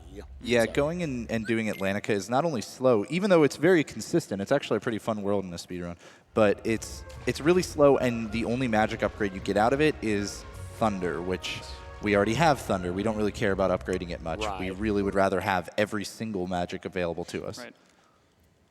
Okay, so there is no, there's a trick called Chamber 3 skip in this world, but it isn't done in this category. But there is actually a very specific movement thing that was found fairly recently to get to the Mega Elixir chest that's in, I believe it's Chamber 4, I believe, maybe 4. Something, I don't know, just, I'll let you know when we get there. One of the chambers. It's one of these chambers. I don't pay attention. Something like that. Okay, so. I'll keep track of the numbers on screen. Please do. So that's where he would have done Chamber 3 skip. Oh, hello. Okay. Air Soldier wanted to say hi. So right here, I'm going to drop down, use a Blizzard on this guy right here. First person mode, try to line up like roughly there. Physical hit, jump over here, another hit, and we grab the ledge like that. And that's just, we avoid an insane amount of mob fight that we would have to. Like, if we didn't do that, we have to fight out all these things right here. That's seriously some, like, Ocarina of Time level it's like, funny. setup. You said the same thing I said last time. It's funny you said that, because that was actually found by an Ocarina of Time runner. It's, wow. Ixwazel, who's also known in the OT community. He does a few things with 1FM as well, and that's actually something he found while he was in my stream, and he was like, dude, there has to be a better setup for this, and gave him like 2 days, and he's like, oh, I perfected this. Mist also runs Majora's Mask. It's just such an N64 Zelda strat. You go into first so person, good, you line it up on the scene. That's why I'm so once. good at it, dude. We should just call it Chamber 2 skip, even though it's Chamber 2 done in skip. Chamber 2 and you don't skip Chamber 2 at all. So this boss might look super trivial, and Mist might make it look that way. He's going to be able to get a stun here. He's going to try to keep a stun lock the entire time, but he has to be extremely quick with his jumps into his attacks, keep it super low to the ground. Yeah. So unfortunately dropped it right there. Also, Riku is just chilling on the side. I'd like him to come up and help you out. Still got to heal after every hit because you get two-shot by everything. Get me out of here. Yeah. I didn't mean to say that. Pinocchio screaming at Mrs. like, I know. All right, so he should be pretty close to dead at this point again. All right, Nice. Okay, good job. You could use Genie here, we used to, but it's actually technically slower. Yeah, if you can keep the stun loop going pretty well, even if you drop it once there or so, Also it's to still note, faster. Also note, we actually got Genie from completing Aggro. Oh, yeah. We probably should mention that. And we'll actually see the first utilization of that when we get to Halloween Town. Another reason for not using Genie is that on PS4, these two fights actually got slightly better to keep the stun lock going. Like just a little bit easier. It's still not perfect or anything, but that helps. So here's high jump, which is a thing in a chest. But yeah, so we get to learn that. We're equipping that. We're also equipping Cheer for Goofy, which so Cheer is specifically tied to your summons. It will make the summon gauge last longer, also allowing them to be stronger for things like Simba. And imagine effectively like it's almost adding 1 MP. It's like Sora has an invisible 5th MP bar, basically. That's how it gets. Ooh, hello. Oh, wow. Oh wow. Dude, they're so the aggressive ducks, today. like, I got you, man. For once, yeah, it's good. All right, Parasite KH2. Let's see if he can get the quick stun right here. He has to jump right out of the cutscene. Very difficult to do. Yo, Nice. Okay. So now he's going to hope that Donald and Goofy don't knock him out. It's almost always they will. There is the potential to keep this stun lock going the entire time. Again, he needs to make these jumps very low to the ground and get in these finishes to get the stun. So Still a lot of damage in before they knock He's him going to down. be spamming some fires here because if you attack physically too much right now, especially with finishers, it will come back really fast. And if he's not using finishers, he's just going to be losing out on a lot of damage. So nice utilization of dodge roll iframes right there, or invulnerability frames. Yep. Found out today some people didn't know what that was. So unfortunately dropped his jump right there, so it caused that auto jump. He's going to dodge roll through this as well. All right, there and we go. get the kill. Okay, good. Damageless. Excellent. Had he been hit by that little poison breath attack, he would have actually been poisoned, which is like the worst thing that can possibly happen to you at level 1 because If you're not at full MP, you're gonna die. You'll never be at full health. Yeah. And that's just like a draining of your HP continuously for like 5 seconds. It's awful. You want to try to avoid that. Yeah, it's absolutely awful. There's another place where that can potentially come into play, and hopefully it won't. Oh, right. Yeah. I highly doubt that. I doubt it as well. It's got an interesting little thing here with how you could just now the next where we want to go to is Halloween Town. We want to fly there, but it's actually faster for us to just warp to Monstro and then go from there. There are the odds that Monstro could not show up if you flew there normally, but we actually want to go into Monstro for reasons. It's also still slower anyways. Even, oh, really? Okay. Yeah, even if you miss Monstro on this version, it's just actually still slower. Interesting little fun fact is that until this is the final mix version of the game, which in case people don't know, there's like vanilla KH1 back on the PS2, which is probably what most people played, and that if you actually warp drive to Monstro on the vanilla version, like warp drive like this, he sometimes actually doesn't show up even there, but on final mix, he always shows up if you warp drive. Thank God. Yeah. I mean, yeah, it's a nice change, but at the same time, it was faster for the speed run when he didn't show up. You do Sure, like, but it was such low odds. Yeah, you yeah. do like everything in one visit and then pray you miss it, kind of thing. Yeah. Yeah, so he is going to be getting swallowed one more time because he's going to go grab a chest here that has Water Gleam in it. Water Gleam is another summon gem. It'll be the third summon, I guess. And we're not going to quite get Water Gleam. We're not going to quite get Dumbo from Water Gleam yet, but we will be getting that later. And we'll also be getting this Trinity right here for an extra cottage and a couple potions, which I'm going to kind of badly need based off how early the game went. Yeah. But yeah, that's nice that they give it to us. Yeah, you would think that, okay, once he got Cure, potions are useless, right? No, he actually is going to be using potions still all throughout the place because he's going to want to save that MP a lot of time for that magic usage. It's actually a very important thing to note right now because of my current setup. If I actually get knocked down to 1 HP, a Cure will not fully heal me with my current setup. And if you're not at full HP, you die in 1 hit. Yeah, that's a problem for Halloween Town. Yeah, Halloween Town. Yeah, go ahead. Oh, no, I'm fine.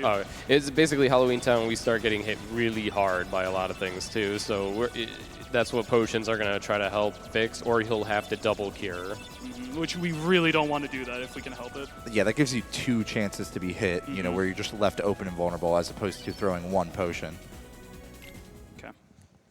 All right, and into Halloween Town, another really... the mid-game is so rough in these higher difficulty categories. Okay, so first things first, we're just going to walk forward, and contrary to popular belief, there's actually a little house on the side here that you can interact with, and it's just not, it's not for memes or anything like that, although people would just say, oh, I rung the thing twice and nothing happened, but if you actually go up to this door right here and you ring this doorbell 3 times, you actually get an elixir from it. Rule of 3s, man. This game teaches you... This game loves the number 3. This game and Square games in general just teach you to not stop examining and talking to people until they give you something. Until I watched your run of this at Limit Break last year, I had no idea this was a thing. Oh, really? Just an elixir chilling over there. It's pretty slow, but it's still well worth it. Right. There's like another one you could get, but it's like complete RNG, and it's like, if it doesn't go well, you lose like way more time than it takes to get that one. To note, if you've seen other categories of this game, you might be wondering why he skipped a power-up in a chest back there. Well, once again, strength really doesn't matter in this category, so much so that we don't even bother with the power-up. Thanks to the EXP 0 ability, giving us a minimum amount of damage we can deal, which is actually pretty decent for the bosses. They didn't It's hard really... to tell without scan, but just take our word for it. They didn't make the original game on PS2 with a level 1 capability in mind, so they had to kind of adjust the mechanics in a way that would allow you to complete the game on level 1 while still, you know, not making it take 19 hours per boss. And in all fairness, like considering it was an afterthought, it's actually not that bad. Yeah. It's a lot better than it could have been. So. And at least there's some fun quirks that we'll kind of see later on. All right, here for the graveyard, you're going to see him once again utilizing Blizzard. He's going to be lining up these shots. Again, your magic, what determines how strong they are, is also just whatever your max MP is. So that's why he wants even more MP, allowing him to do more of these and just making them stronger. He's actually basically as strong in terms of magic as a beginner run would be right now, which is really cool. I think they might have 5 MP by this point. I think the route changed, and yeah, they do. But they do now. It's like MP is like universal in terms of the damage it actually gives. So regardless, I'm still doing as much damage with my magic as like other categories would be, like with the same amount of MP. Right. KH2 actually has a magic stat, so that's it works differently in that game. But in this one, it's all about your MP. They don't really do a good job at explaining that. But. So some of these items we're going around right now, we're just collecting them just to advance the story of Halloween Town. Again, he's jumping back and forth between the graveyard and the lab. And I believe, Mist, you might have come up with this next strat. Is that correct? Yes, this next thing, and watch us get white mushrooms. And we'll never see it. But there's a thing you can do called Ghost Skip. It's where you abuse the sort of spawning areas and just not crossing over them. Like, it'll make more sense. I should probably throw this before I do that. It'll make more sense if we actually get there. Okay. Nice. I'm going to get rid of this first White Knight right here. Get out of here, dude.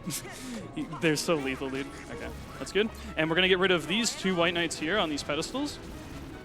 Like so, 4 fires each. And if we do proper platforming, God forbid, okay, that's good. And ease a little bit forward. And if we get that, nice. Nice, okay. Good job. And we just skip a few waves of Heartless right there, so.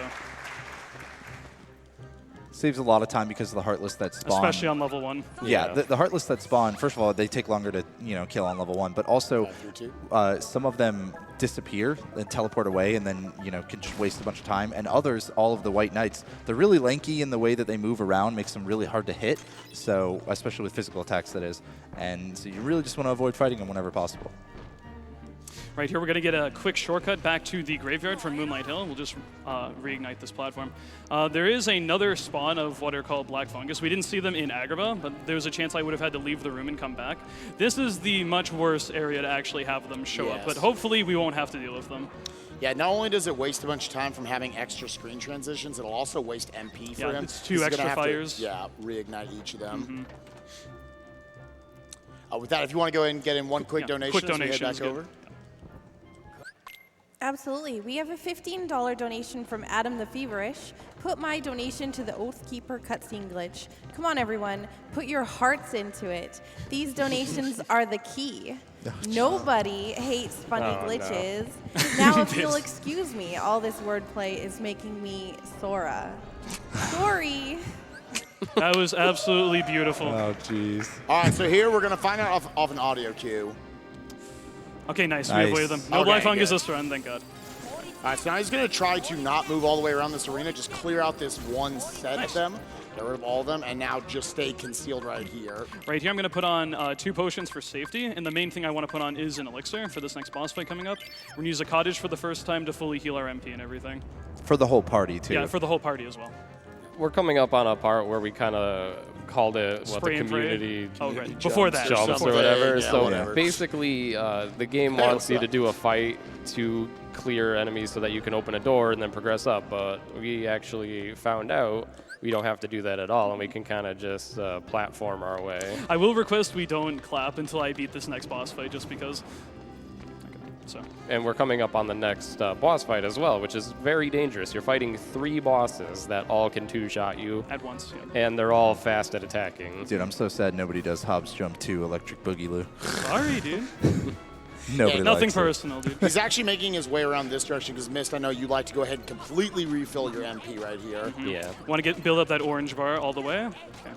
Don't hit me, please. Oof. Okay, that's fine. That's good. Dude, go away. Go away. Go away. What are you doing? They're coming for you, dude. Okay, someone explain. He's basically just going to jump Blizzard a lot and hope for the best. Yeah, hopefully this is going to catch all 3 of them with all of these. They start out pretty grouped up, but then based on how they get hit by the blizzards and just which attacks they decide to use, they can kind of spread out. Popping that elixir right there and going right back into it. Nice. So that killed off one of them. We're looking for those white flashes. There's 2 2 gone. of them. Perfect. Nice. Excellent. Wow. Perfect. Jeez, that was incredible. That could be an insane amount worse. Like, I made that look so easy. That is one of my least favorite fights in this entire game. And if he died to that fight, he would have to do the jumps on platforming all again to get up to the fight. Very I would take that fight on beginner. That was so good. Yeah. That was gross. All right. Shouts to Riz. Make sure you always hit that. And now he's going to switch Jack into the party, mainly because he wants Jack's cheer, which, as we explained, we got for Goofy earlier, is going to allow your summons to stick around a little bit longer. And we're going to get Robin Williams involved here with Genie on this fight. So we haven't really gone too much into this, I feel like, but to reiterate it, another interesting quirk about EXP0 is that there's a technique, a glitch, or whatever you want to call it, an oversight, called EXP0 storage.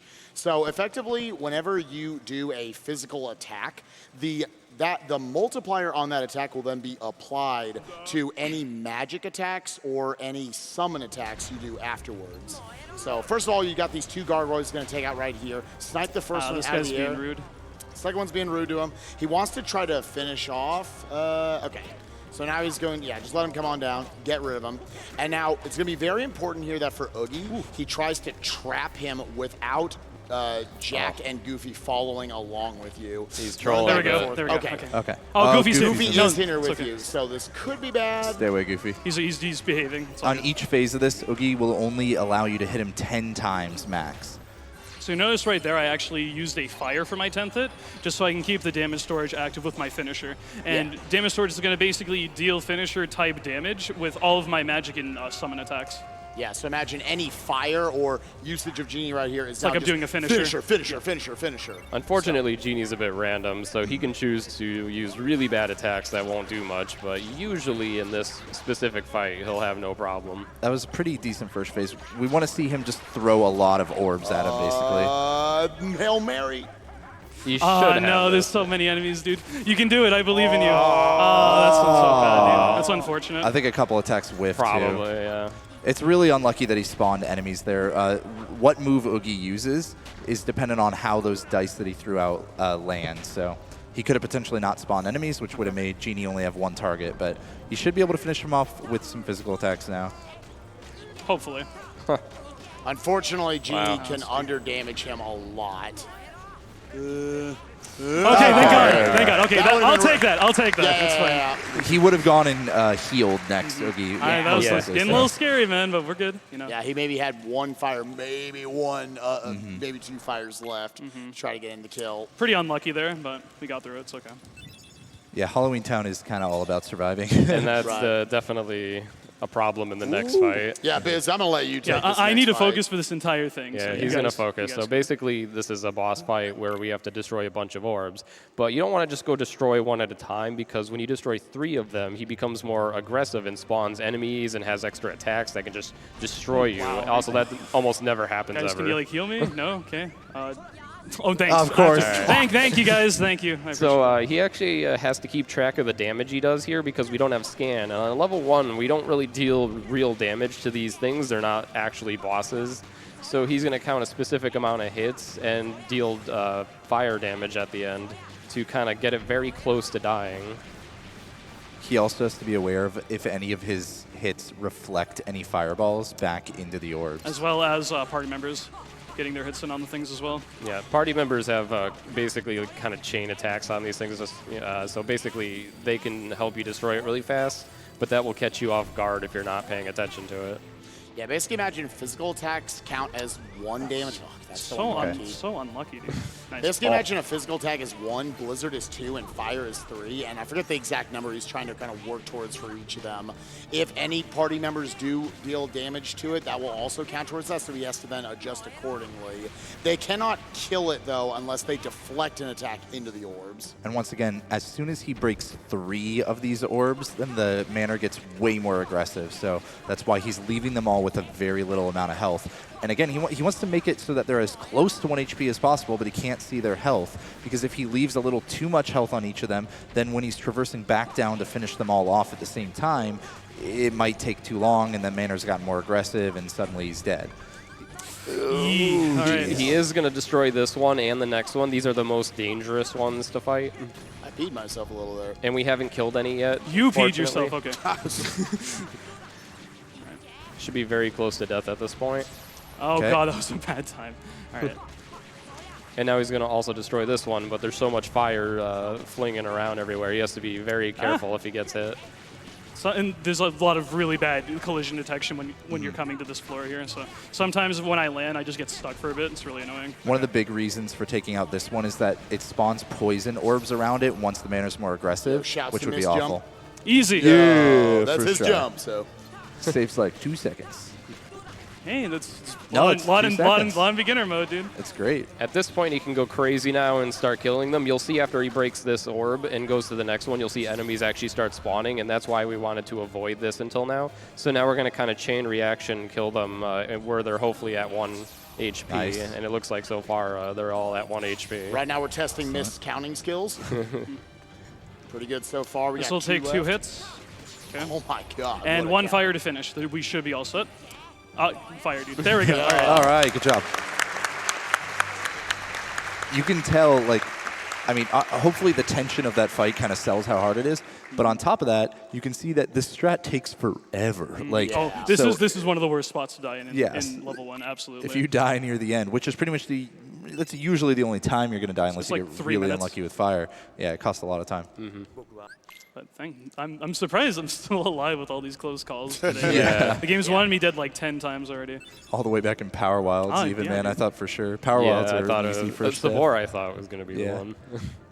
So with that, we have completed our minimum 2 of these 3 kind of middle Disney worlds in the mid game.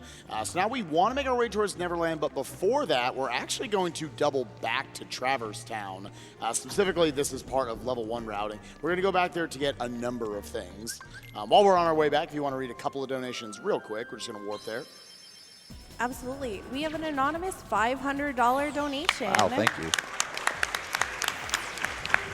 Haven't played Kingdom Hearts in years. Time to grab the PS4 versions and play them before KH3 comes out. Thanks for the inspiration. PS, level 1 Sephiroth. We also have a $200 donation from Rash808. Thanks to everyone for putting on an amazing SGDQ, and congrats to Mist for running one of my favorite games. Donation goes to Runner's Choice. Are either what's it called? The incentives. I can't tell. The incentives, that's the word. Level 1 Sephiroth. Neither of them have been met yet. Yes. But we are about close to 12,500 off from level 1 Sephiroth and just over $4,000 away from Oathkeeper. Yeah, definitely level 1 Sephiroth. We're getting there, folks. Let's keep making it happen. We're not, If a everyone ton from of time chat left. donates $5, we will definitely meet these incentives. I know that estimate says 3 hours and 5 minutes, but Mist is doing pretty well right now. He's pretty fast at this game, so you only have, I would say, a little over an hour for you to be able to get in those donations. Really? Also, shouts to our boy Simba. How did you survive? It's nice meme, dude. Whatever. So one of the big reasons to use Simba there, other than the fact that it just does AoE damage, all around him, is that those enemies are, they're invulnerable to certain types of magic. And it spawns every type of one of those enemies. And also, they love to fly off the rooftop, and you don't want to air combo them when they're above that. You'll fall all the way down, spawn even more enemies. They're just tiny, complete disaster. So trying to group them up to get physical hits is awful. So and they Simba's can kill really you. nice. Let's not forget. We're still level 1 here. We'll die into it to almost everything. Also, shouts to the number 3. Once again. Yeah. He is about to fight opposite armor finally. Remember that we didn't do it earlier. Now we have Genie, and we're going to damage storage our way through the fight again. But first we have to do a quick refight with guard armor. And I say quick because it should be over in like 5 seconds. Well, you see he's got these hands and these feet, and he's got to turn them into feet, hands, and hand feet. We won! Oh, nice. Yes! All right, now the easy phase. All right. So he doesn't have guard here, so he actually has to get an aerial parry for what he wants to do. Good. Nice. And now he's going to go for a combo stagger, and now he's going to go for a couple more combos. And now that damage storage is active, he brings out Genie. And we're going to hope that Genie spreading damage across all the parts will break them all kind of close together, or at least distribute the damage evenly so that they're very close to all dying. But remember how that went on Oogie, so it's not guaranteed. Yeah, a little disappointed with your first showing, Genie. Let's see what this one looks like. Because the other thing is that Genie can use different types of magic, and not every magic is like fantastic against every boss. So you really just kind of want to see him use his own custom attacks. Did he break them all? Wow. He broke all? No. Oh, no. He had one Jebaited. left. That was pretty good, though. If he breaks more, if he breaks at least 2, that's pretty good. So it should just be a little bit more. Hopefully he doesn't break it third again. Okay, there's there's the the 4 piece. And this will be done just a couple more combos. It's like 3 or 4 combos. And there we go. Nice job. So pretty good. And now we do have the arrow spell, but we actually do not need to use it because now at this point it won't do anything on level 1. Yeah, arrow is something that you put up, basically imagine as kind of super armor, allowing you to take half the damage, but it doesn't matter. You'll Look notice at that little health bar. you'll notice now we have all 7 types of magic in this game, and there's actually a little reward that the game doesn't really tell you about, but it's a nice little secret, is once you have one of every 7 magics in the entire game, if you talk to Merlin again, he actually gives you a specific Keyblade, and that's going to be our end game Keyblade, pretty much starting with the next world.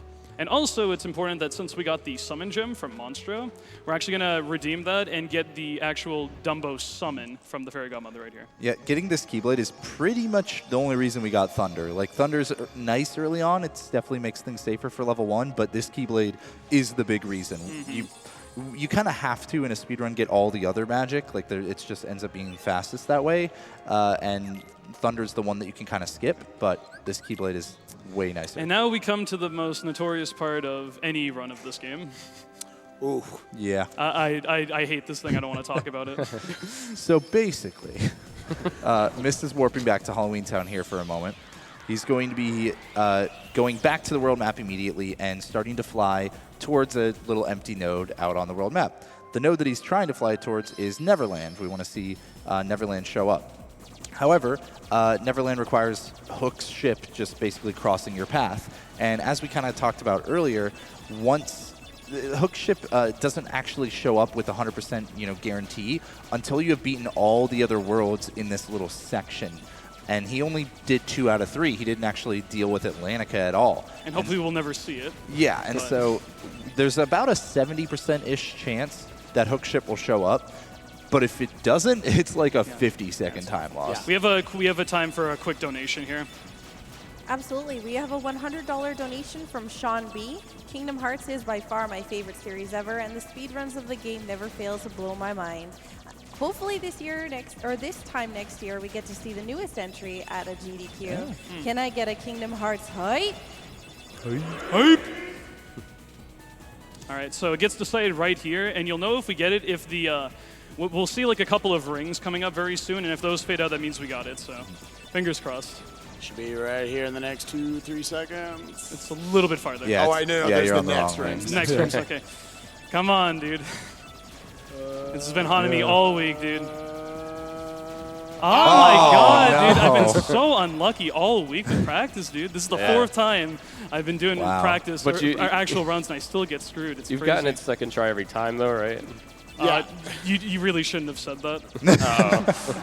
All right, don't enter Atlantica. I just want to throw that out there. You have like a 3-minute tutorial. It's bad, man. Don't do that. I'm ready for 10th try Hook ship. Hey, man, you can just go for world record. Yeah, we get a world record within this run. That would be so hype.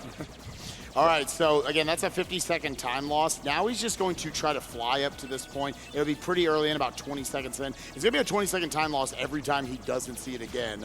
World record's like 7 missed attempts of this. Again, it's about a 70% chance it shows up. All right, we'll finding out right very about soon. Oh my no god. way. Oh my god.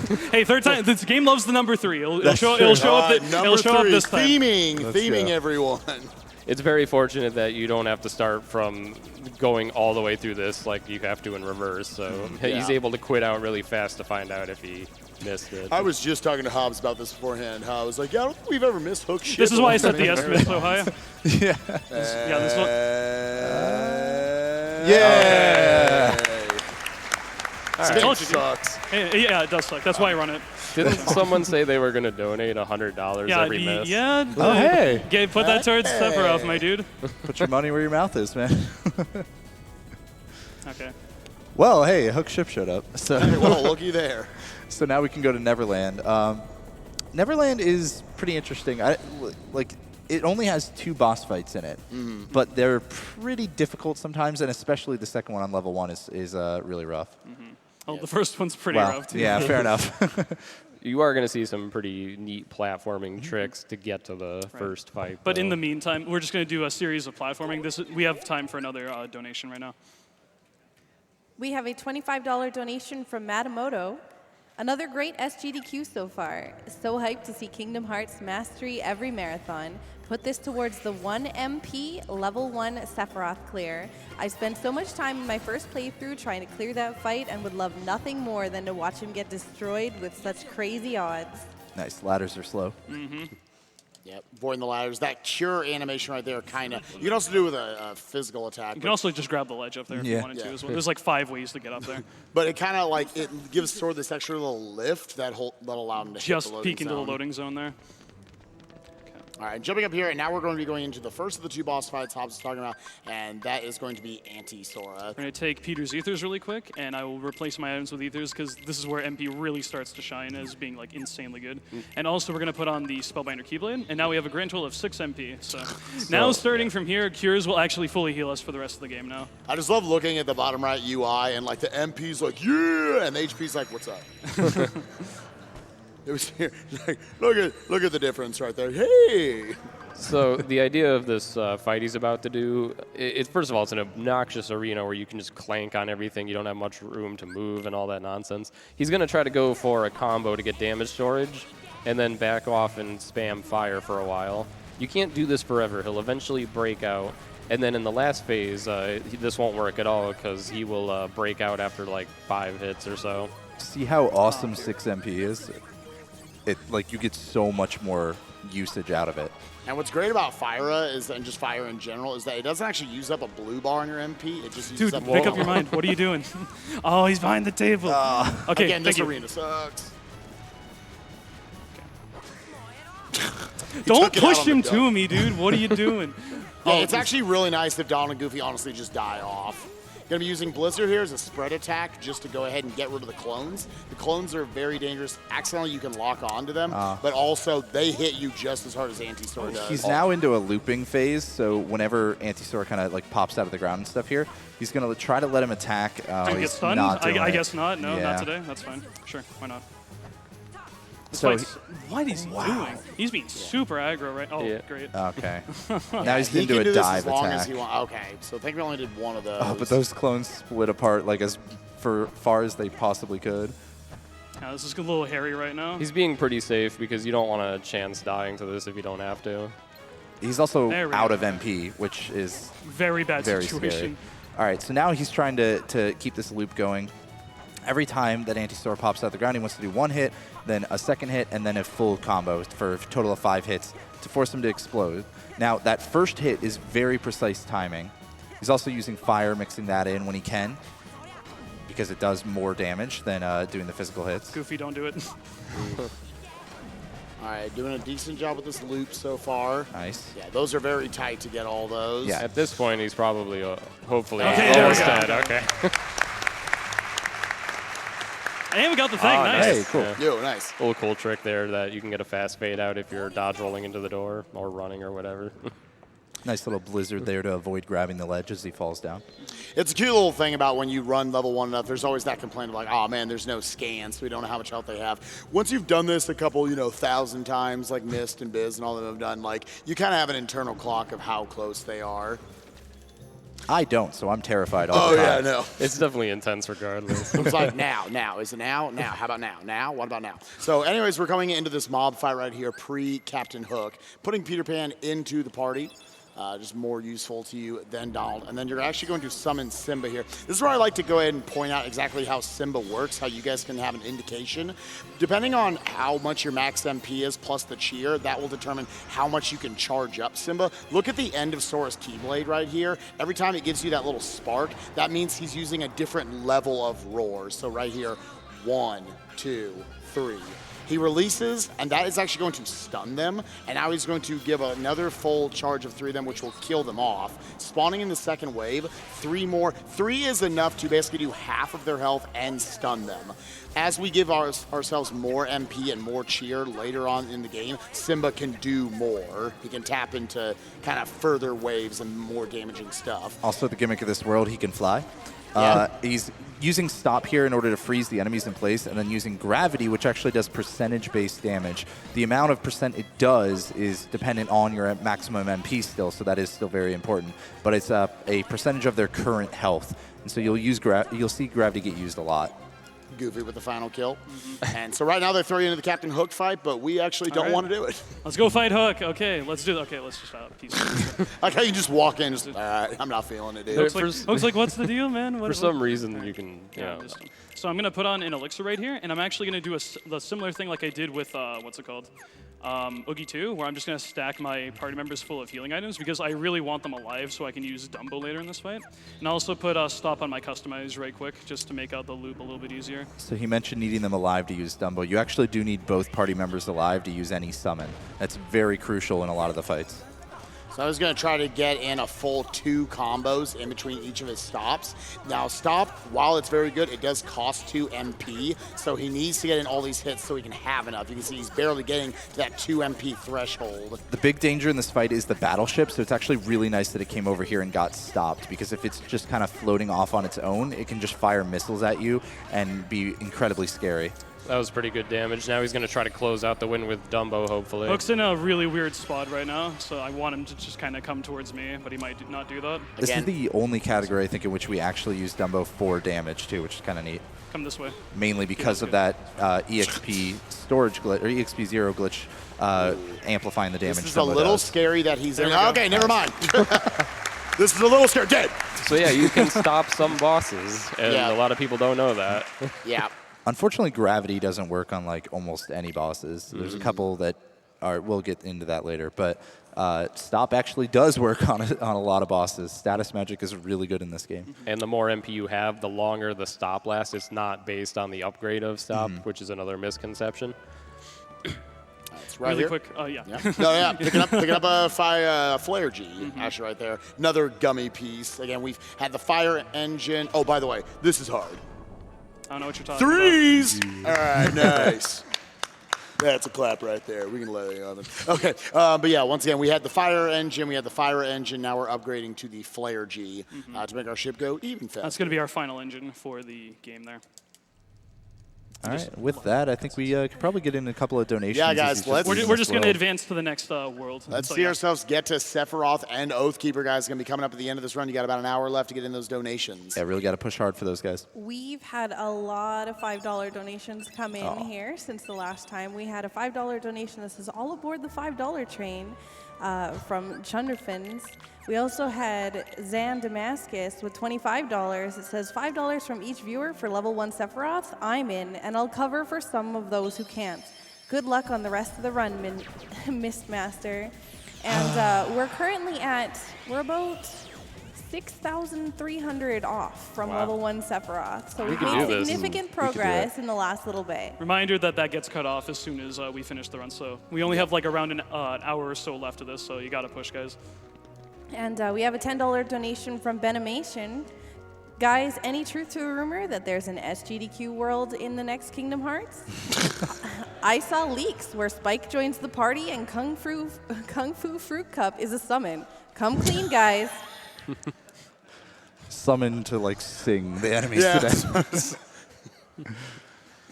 We also have I did not sign off on that, by the way. We have a $100 donation from Mikey JH72. Always love the couch commentary for Kingdom Hearts. Everyone is always so knowledgeable and have great personalities. You can keep reading. Yeah, you just go for a Sounds while. good. Yeah, Awesome. you can get I one have more a in. lot to go through, so this is good. Get one more in really I quick. have a $150 donation from a nurse. As a nurse and a huge KH fan, this run combines my favorite things. Thanks to the runner and commentators for giving me a bunch of new tips for the next time I run this game. All right. We're going to go into the gummy menu for the second last time here, and all we're simply going to do is just put on the Flare G that we got from Neverland a little while ago, just that. We'll be doing one more menu with the Haste 2 gummy, which we're actually going to be picking up in Hollow Bastion, which is the next world we're going to. But yeah, it's actually, in PS3, it would have been faster to put this on after this next world, after we get the Haste 2 gummy, but the loads are so good on PS4, you actually save a little bit of time by doing that gummy menu with the Flare G into this next gummy route here.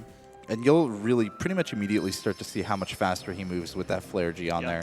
Which also makes it much more dangerous to be flying through all this when you can get one shot by like walls and big enemies. It's so much scarier because you never want to let go of the boost button, but you also need time to shoot things. You know, like the walls that you want to break take time to actually break. There's like one instance I don't boost right away just because. Yeah. There's going to be this massive wall, and the game doesn't care if you like barely scrape like the end of a wall or anything. This wall right here, any part of you touches it, you're dead. So I'm going to delay slightly here just so I don't hit it. Okay, that should be good. Yeah. Okay. And with that, we can do a couple more donations as we get to Hollow Bastion. Perfect. We have a $5 donation from Ploppo the Octopus. you said if everyone in chat donated $5, we could reach the Sephiroth incentive. So here's mine. There's no way you're taking Kyrie's heart. Hey, it's coming up soon, man. We also have a $1,000 donation from Jana. If Kingdom Hearts never made you cry once, you must be heartless. Nice. And we have a $200 donation from Haunter Stomper. Yo, Haunter. Hey, I want to hear this donation. Like I promised, $100 for each mission. We should have missed it a few more times. You should have just like quit out early, like 4 more times. It's like you see it fade in, just like quit out. Oh, we missed it again, yeah.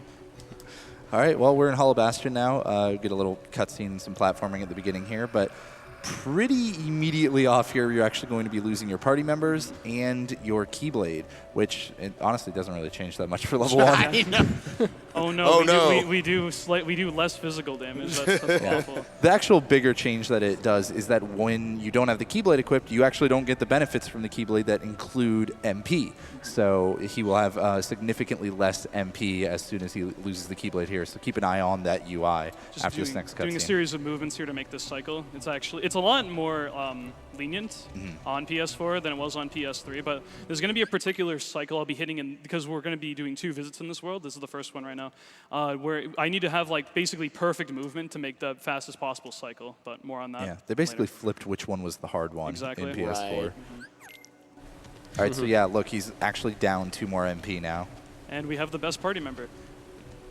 Yeah, we've got Beast. and as with all party members, we'll respect him by taking his items like that. So.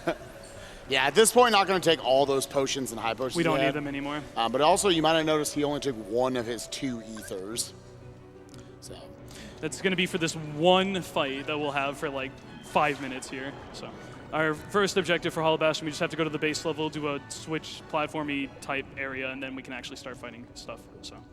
Yeah, just going to be activating stuff. He's going to have to kill one thing down here, but I think we can go ahead and actually just read more donations, push towards Sephiroth and Oathkeeper until then. Well, we had a special donation come in, $75 from The Broken Couch. I am so sorry. I don't blame you for the brake spike. I just couldn't hold the weight of all this hype. Yeah, that's a way to put it. I call it hype, too. It's not what my trainer calls it. All right. We had a $100 donation from Cliffbird. Thanks for another great SGDQ, enjoying the interviews, skits, commentary, songs, and crowd participation. Much appreciation goes out to the host, couch, runners, and all those working behind the scenes. You have time for one more. We had a $5 donation from Devil Puncher. Loving this Kingdom Hearts run. I only wish there was more singing. Shoutouts to Mistmaster, the couch, and all the wonderful singers. Okay, so coming up right here, there's been a series of switches that open gates and stuff. This one raises this platform up, and here's the one enemy we have to fight before we actually get on with the next part of the area here. This is a defender. I should probably hotkey gravity. That would be good. I was like, oh, there's a fire strat now. Nice, all right.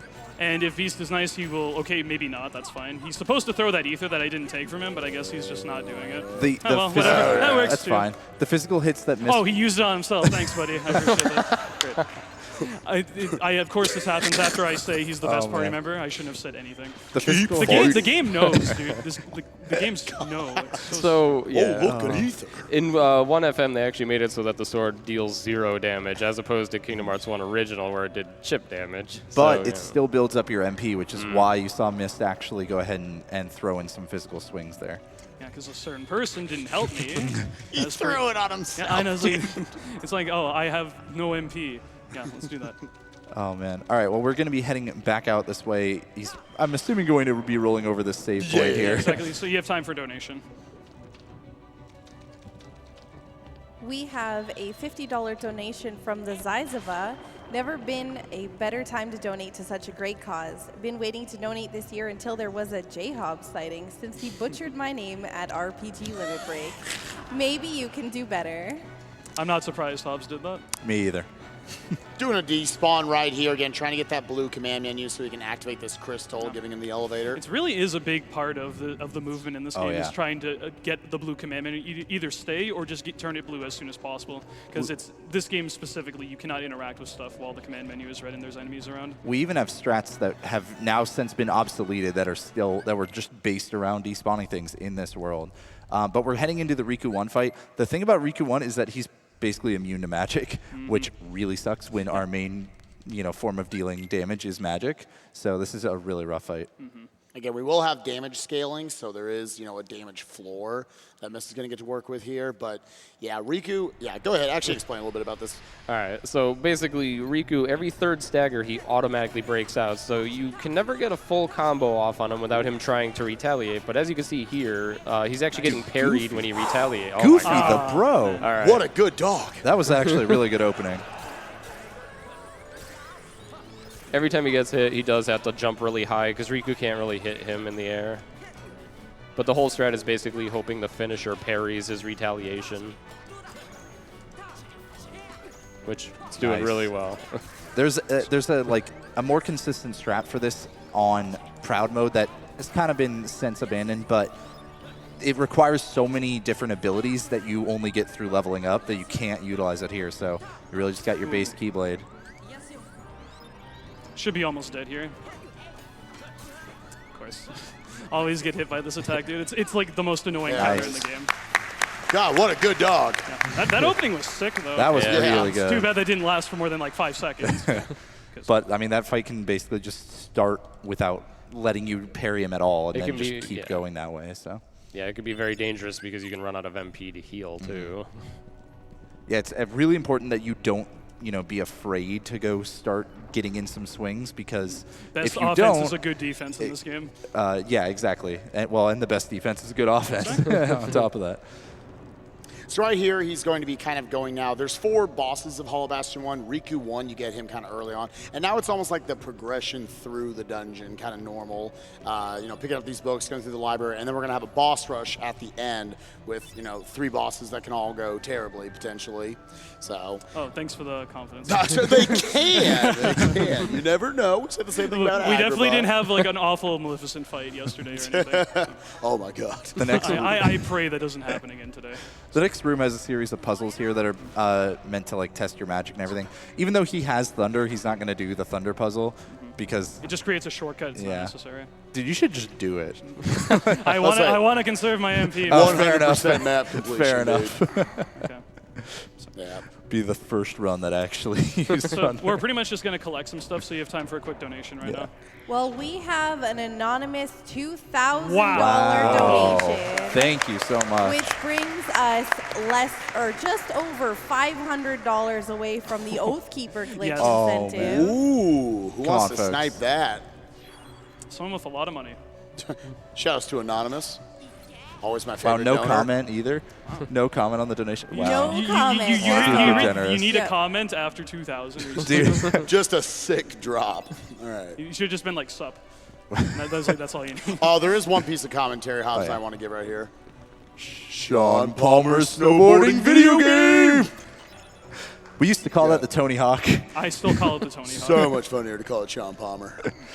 Oh man, we're idiots. So like one of the only instances in this game, really the only one where there's like momentum conservation. No, not true. The vines in Deep Jungle, and I know that as the world record holder of the vine jump minigame. Thank you very much. Yeah, what's the world? Good job, Hobbs. What's the time of the world record on that? I don't remember, man. He doesn't even know his own record. It's like 11 seconds or something. I don't know. Well, you had that in the trophy case back at home. But anyways, right here, Mist, you talked about earlier how you're going to get the Haste 2G right here. So right here, there's two things I'm looking for right here. I want to see if Donald uses Thunder. So I go back into the loading zone until I see the text right there, and that's going to set the Wyverns to target my party members instead of Sora, because if they follow me, it just gets messy. And if I do particular moving correctly, I can despawn them and open this chest like that. Perfect. So good. This chest contains a Haste 2G, which is the last Gummy upgrade that we're looking for. And as a nice bonus, all the enemies despawn, and I'm going to slide in right here next to the switch, because if I go a little bit too far to the right, it's actually going to spawn more enemies. Yeah, it's basically just these 8 tiles that he was standing on that really don't spawn thin enemies. Platform we have to stand on. There used to be a despawn strat there before we started picking up the Haste 2G. because once again, there are a lot of strats just based around getting a blue command menu instead of having to fight enemies. Okay, so coming up here are 3 wizards. They're pretty much all immune to magic except like stop and stuff like that. So my goal is to handle 2 of them with 8 hits each, and then just pray my party members are not stupid for like 5 seconds and then kill the other one. So here we go. Yeah, you'll notice he's not going to use finishers on them, because if he does use a finisher, it's going to knock them too far away, effectively letting them out of the stun lock, and then they'll start teleporting away, and the fight will get much worse. All right. Of course. Oh, okay. Oh, That's fine. Yo, One hit, yeah. good dog. I was clapping for Goofy right there. What a good dog. I've had much worse. My boy Fido, dude. Fido. Oh, geez. Coming up here, so at the end of this elevator sequence, we're coming up now on the Royal Crown. He wanted me to remind him to pick up the Royal Crown. Hey, is there an item nearby called the Royal Crown? If you forget it, you won't have the Royal Crown. Oh yeah, but before that, this Trinity's sick. Yo, Yeah. this is the best Trinity of all time. This is the GOAT. It's got 2 cottages in it and a mega elixir. So which 3 full healing items for the entire party. Yeah, it's absolutely nuts. As well as a bunch of MP bubbles, like which can potentially be handy sometimes. Okay, so we're gonna go get the Royal Crown in just a moment here. It's actually one of the easiest mistakes you can make in a run like this, because it is extremely subtle. And coming up is actually what is to be called the Dumbo Skip, or first of 3. But instead of just being, oh, I want to do Dumbo Skip, we're just going to leave real quick. And we're going to just drop down here right quick, and the Royal Crown is right here. Okay, I think we should stop doing that. Are you kidding, man? We got so many donations probably with the Royal Crown in them now. So right here, get blinded really quick. Okay.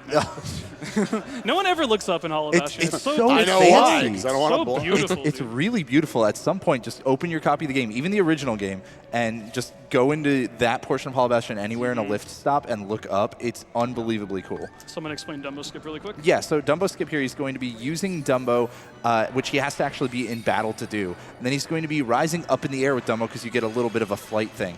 Now, when you dismiss Dumbo, you actually do this little flip up animation, and with just enough height, he can actually grab this ledge. Yeah. It's really difficult to do that, so it's fantastic.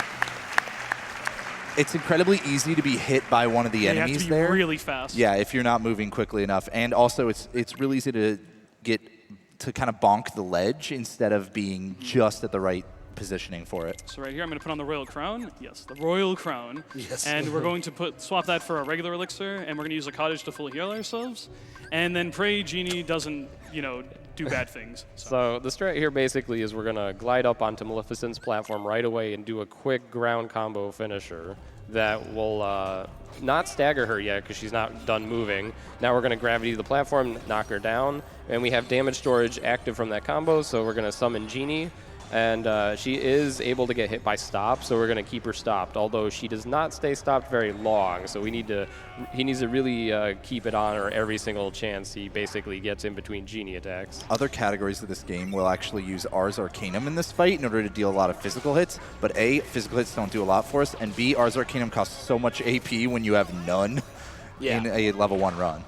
He also moved, he stayed close to her at first to bait the swipe attack so that she didn't spawn enemies right away. Because if enemies show up, Genie will target them instead. There we go. Nice. Way better than yesterday. Yep. Yeah, you're kind of at the mercy of Genie there, Yesterday, that fight took an extra 20 minutes. I went out and got a Subway sandwich while it took. Genie just did nothing there. All right, so Dragon Maleficent now. We go right into the next fight. Probably one of the most notable fights for people who played this game. This fight got me very into obnoxious. speedrunning. Okay. Like, if I had to pick one fight out of all games that got me into speedrunning, it's this one right here. On beginner mode even, but even on level 1, it's going to be pretty awesome. Because everybody remembers this as a fight that involves a lot of fire and a lot of pain and a lot of running away and letting your party members do all the damage. And Simba and all kinds of strats. So once again, stop works on bosses. He also put cheer on Donald there, so his summons will stick around even longer. Get his damage storage off this aerial finisher, throw up another stop, and get out Robin Williams. And Genie sometimes fails to win this fight, so Mist does need to be prepared for that possibility, but usually he does. If he doesn't, then he's going to have to, be very safe because this is a really dangerous fight. He's going to wait until she unstops to bait her walking attack and then start... Oh, nice. Oh, nice. Yeah, Genie has stop too, by the way. But we hope he doesn't spam only that. Yeah, you'd like it to see him just constantly use these energy attacks from him. She won't stop doing this until she catches up to you either, so it's pretty much free damage. Every time that Genie is done using a set of attacks, Mist is waiting for him to lock on several times in a row. Used another stop, that's good. She should be dead from this. I'd be surprised if she isn't. Okay. Nice. Yeah. Good job. There you go. And again, to really stress it, the reason that works is because EXP0 is on. Like, we can't stress that enough. If you just jump into a normal file, It would do like nothing. it would, Genie's yeah, that would attacks. do very little because Genie would not normally do a ton of damage. But with EXP0 on, you have that damage scaling, and as soon as you hit with a finisher, you kind of get this 2x multiplier, or just a multiplier in general, applied to all of your magic and summon damage. All right, so coming up is I'll let you talk about Riku tier in a second. The big thing is that he's going to be losing Donald and Goofy, so no summons for this next fight. And as well, Riku still is immune to magic, so Yeah. basically we're only able to physical combo. There is a newer strat that was found recently that Mist will do that involves, tough. yeah, it's pretty very, hardcore. very man, tight are you timing. doing that? I'm gonna That's try. nice. We'll see what happens, man. Yeah, so unfortunately though, he's not loopable in the first phase. Well, not consistently. Not anyway. consistently, yeah. So we can't really control it as well as the second phase. So he's kind of gonna, you're gonna kind of see what exactly happens. He's gonna try to get, parries. Yeah, this is the other fight that everybody remembers from Yeah. this game, and most notably for the cutscene before it probably. Anytime he gets hit, he's going to have to run off and heal here because once again, it's level 1. Once he gets Riku down to a certain phase, Riku will try to use what we call a desperation move. That's an ability he has that causes him to be invulnerable and potentially deal a lot of damage. We ideally never want to see that desperation move. It's very hard to avoid on level 1 though, so do my best. This is going really well so far. Now he's powering up. So now he can officially be looped, but he has to get another parry. Oh, nice. I got that. Okay. Nice. Look at how close Sora's feet are to the ground with all these combos. So Mist going for an advanced strat. They're getting in just one extra hit. That one extra hit is so crucial for making this fight faster, but is so dangerous. So big props for even going for it. Nice reads here by Mist off his different attacks, knowing how to dodge them and reset up the loop. Nice. He's getting pretty close to the DM phase, so now if the loop breaks at all, he'll DM. I'm gonna be a baby for now. Yeah, no, that's fine.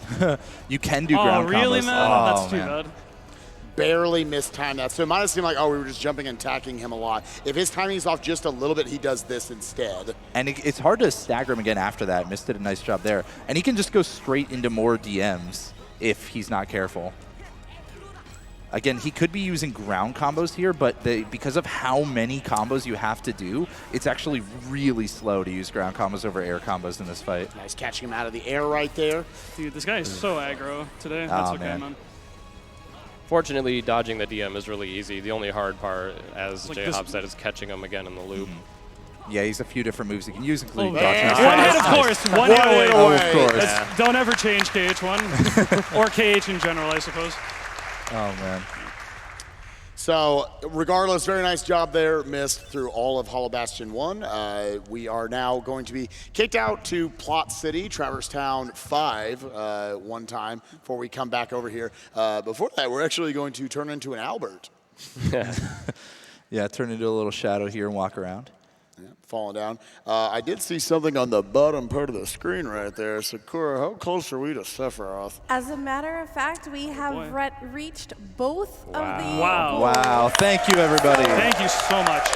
You guys will not be We will disappointed. seeing both of them today. That Oathkeeper cutscene, you'll be on the floor laughing. He's not kidding. Yeah, already almost $75,000 raised, basically, since we bad. started this run. So, Dude, if we Not bad. stayed in that other couch, we would have actually been on the floor. oh, laughing. yeah. So, yeah. Other than this, yeah, we're just walking around with little Albert Sora, making our way downtown. And then afterwards, No one followed that up. Yeah. We'll be- We're talking about he's walking pretty fast. Yeah. He's passing some faces. Oh, there is actually one Hobbes, skip. Hobbes, you're We're, killing me right now. there actually is one skip we're looking for right Oh, yeah, here. this Everyone is- give him some serious time. pretty much the most crucial thing in the game. Yeah, bonkless. All right. Now, Hobbes won't give me crap for the rest of the run. Yeah, Donald likes to whack Sora on the head there, and if you manage to skip that cutscene quick enough, then we call it bonkless, and if you don't get it, then you suck. Yeah, you reset the run. So with that, Score, if you want to go ahead and read some donations, this is a great place to read them. Absolutely. We have a $10 donation that's from Uni61. I'm a simple person. I see Kingdom Hearts incentive. Okay. I donate.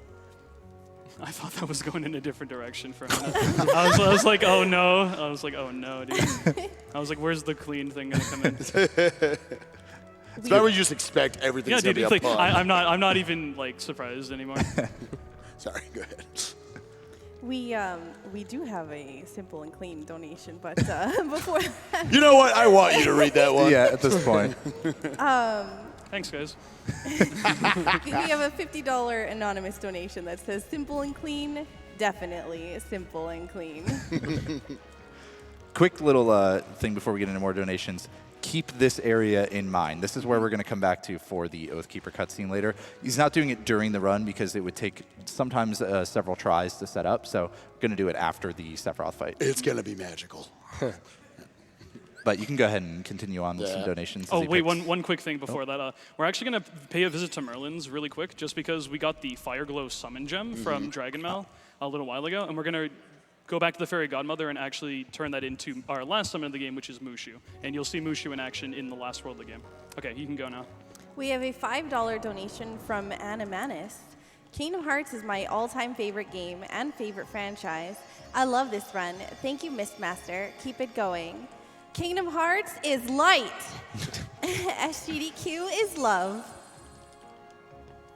We also have a $150 donation from Bird417.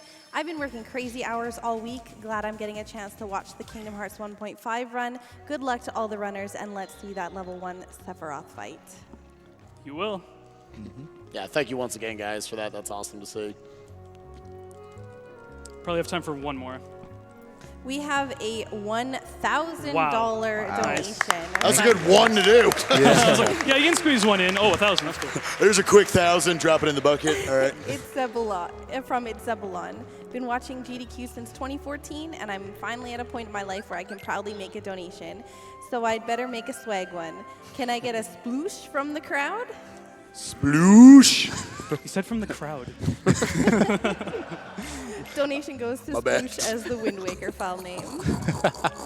All right, so last Oh, right, going we in have to here. commentate. Yeah. Putting on our final gummy piece there, that is the Haste 2G that we got from, the Haste 2 Gummy that we got from Hollow Bastion a little while ago, and we go super fast. You have like nothing to reference it, so you can't actually tell. But just take a Just look. go watch a Let's Play of what it would look like here. Normally, you're going so fast. It is very dangerous, though, to be Yeah. going this fast, because in this version, due to 60 FPS, you actually get hit more often. You have less iframes because of a physics bug. Oh, it's the weirdest thing. Yeah. There's also just, especially the very last Gummi mission of the run, it can get really scary. I'm gonna hug the top right of this corner to get all these Heartless ships to go over there and then just juke them by going to the left. And there's gonna be one more wave of those. I'm just gonna basically repeat that. It's very important you're in very particular areas during Gummi missions, just so you make your path overall just way cleaner to get through. Yeah. Make it a lot less likely for you to die in these. Because remember, we can still die in one hit to these. I always like and these are doing- the ones where you're most likely to die in one hit. I always like doing the circle strats where you just like make a box around the edges of the screen. Yeah, there are a bunch Yeah, of there's a lot of different ways. I do like the top of the screen strat here. I think this is the scariest Gummi mission in Proud. Yeah, this is definitely Absolutely. the worst. Because the terrain is also, something that you can run into. So if you're just a little too far off to the right or left. Also, shout out to Spike again. Oh yeah. All right, explain this. So right here, for whatever reason, if you get to that screen transition, you can then exit out, and again, the game's like, that's good enough. And then it'll let you just warp to Hollow Bastion from there. So I discovered this like literally a decade ago when I was doing old SDA attempts. The thing is, you couldn't exit out of a Gummi mission in original Kingdom Hearts 1. You had to die. So I found that by dying in a Gummi mission. By accident. You're welcome. That's right. Spike's two main contributions to this game are both deaths. I'm proud Are of you, dude. dying in auto scrollers. I'm so proud of you. Okay, this cycle is actually really tight, so I'm gonna need some focus here. So ideally, I want to get a Mega Elixir and also make the cycle, so I have to be really tight here. really trying to optimize his jumps to exactly It's close. minimum height. It's very close. We'll see. And just barely. Oh wait, we might be able to make it though. Maybe with a lift. All right, we still got it. All right. Nice. If you're crazy fast, you could do that without the ledge grab. That was but, the like, only oof. mistake in all of that. Yeah. That was really good. You see a little piece of technique right there is give it a little glide and it'll kind of push you up. But right now he's spawning just specifically one enemy there that'll allow him to actually use his summons. And we're going to use Dumbo again for another skip, skipping over a big chunk of Hollow Bastion on the revisit here. Including an unskippable cutscene, too. Yeah, So. yeah. This So is Biz's favorite part. Oh, God. Biz doesn't like the memes. I'll do it. Thank you. all right, now we're looking for that one enemy. Okay, already gone. So he Yeah, can it's sometimes it just despawns right away. Sometimes it lingers for a bit. So it's pretty good. So with that, we're already back here over to the elevator. We are going to have one more forced fight in here as well. It's actually quite a scary fight, the spread it gives you. So, in order to actually deal with this effectively, because there's wizards, there's yellow operas, and one of my favorites, air soldiers of all things here too. So, in order to make kind of an organized, chaotic mess, we're actually going to use Simba to kind of just take the easy way out, because this fight is kind of a nightmare otherwise. In other categories, you're often powerful enough here, as well as your party members are powerful enough that you can just take Beast with you and just have him one-shot everything. But it doesn't work out here. It's also important to note we don't have Beast in our party because we have the cheer ability on both our party members now, and Beast does not have one, so he pretty much just gets neglected for the rest of Hollow Bastion. Which again, cheer is going to make your summon stick around even longer. So we're going to charge up 3 times here. Hopefully they do not hit me in the meantime. They love to just scare me a bit. Okay, good. And now we're going to do a full up charge, and this should kill off the wave. Yeah, it looks scary every single time. The three ticks there stun them all, so that allowed him to get off the full charge. And I'm going to annoy a lot of people by not picking up that item that is 2 inches away from me. Oh, but look at it. By the way, there is nothing slower about picking up that item. Yeah. It doesn't waste frame somehow. He just wants to mess with all of you. Good boy. Spike, do your thing. Oh, okay, yeah. Oh, there we go. This close I get. Family photo. like Sora's face over Donald. And the synth item in the background, like, no one pays me in gum. That's like the budget Photoshop, man. You just got some UI over. All right. So coming up is the final of the 3 Dumbo skips. It's basically just like the first one, but there's different enemy spawns, and generally it's not that different. Yeah, this one's pretty much the same. It's basically the same as the first. Maybe, like, depending on who you ask, is the easiest one. I think the second one's probably the easiest one, but it's still, he has to be moving very quickly, and he has to move to a very specific spot. Yeah, just a different enemy set he's going to have to deal with. He's going to rise straight up. The other thing is that the camera flips around once you summon Dumbo, so you have to recenter it behind you. Just like, just get super disorganized really quickly. Like, I always have a weird grip on the controller during these Dumbo skips, and that was well done. We're good. Please heal me. Thank you, Donald. Okay, we're good. Yo, Joel and the duck. Claps for Donald, man. Claps for the duck. All right, thankfully there's a save point right here, so you can get all that MP back. All right.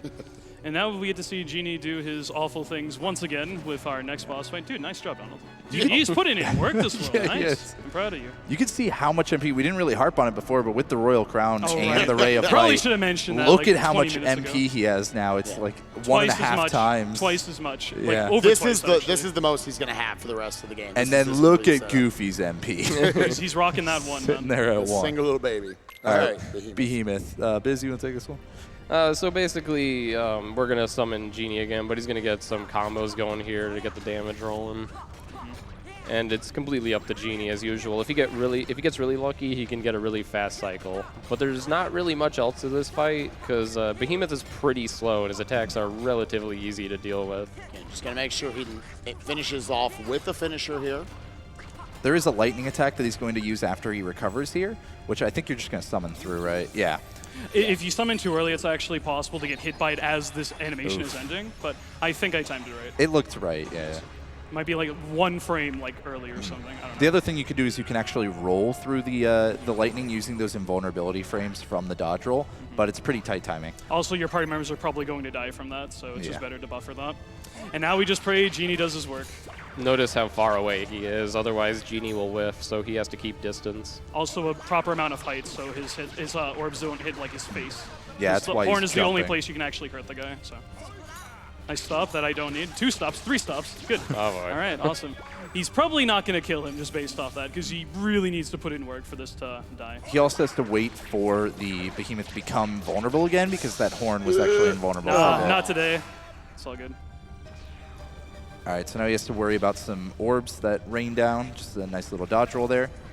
Should be able to finish him off pretty soon. You should only have a few hits left. Should is the key word. The thing is, you never know. yeah, There you go. yeah, All right, yeah. so.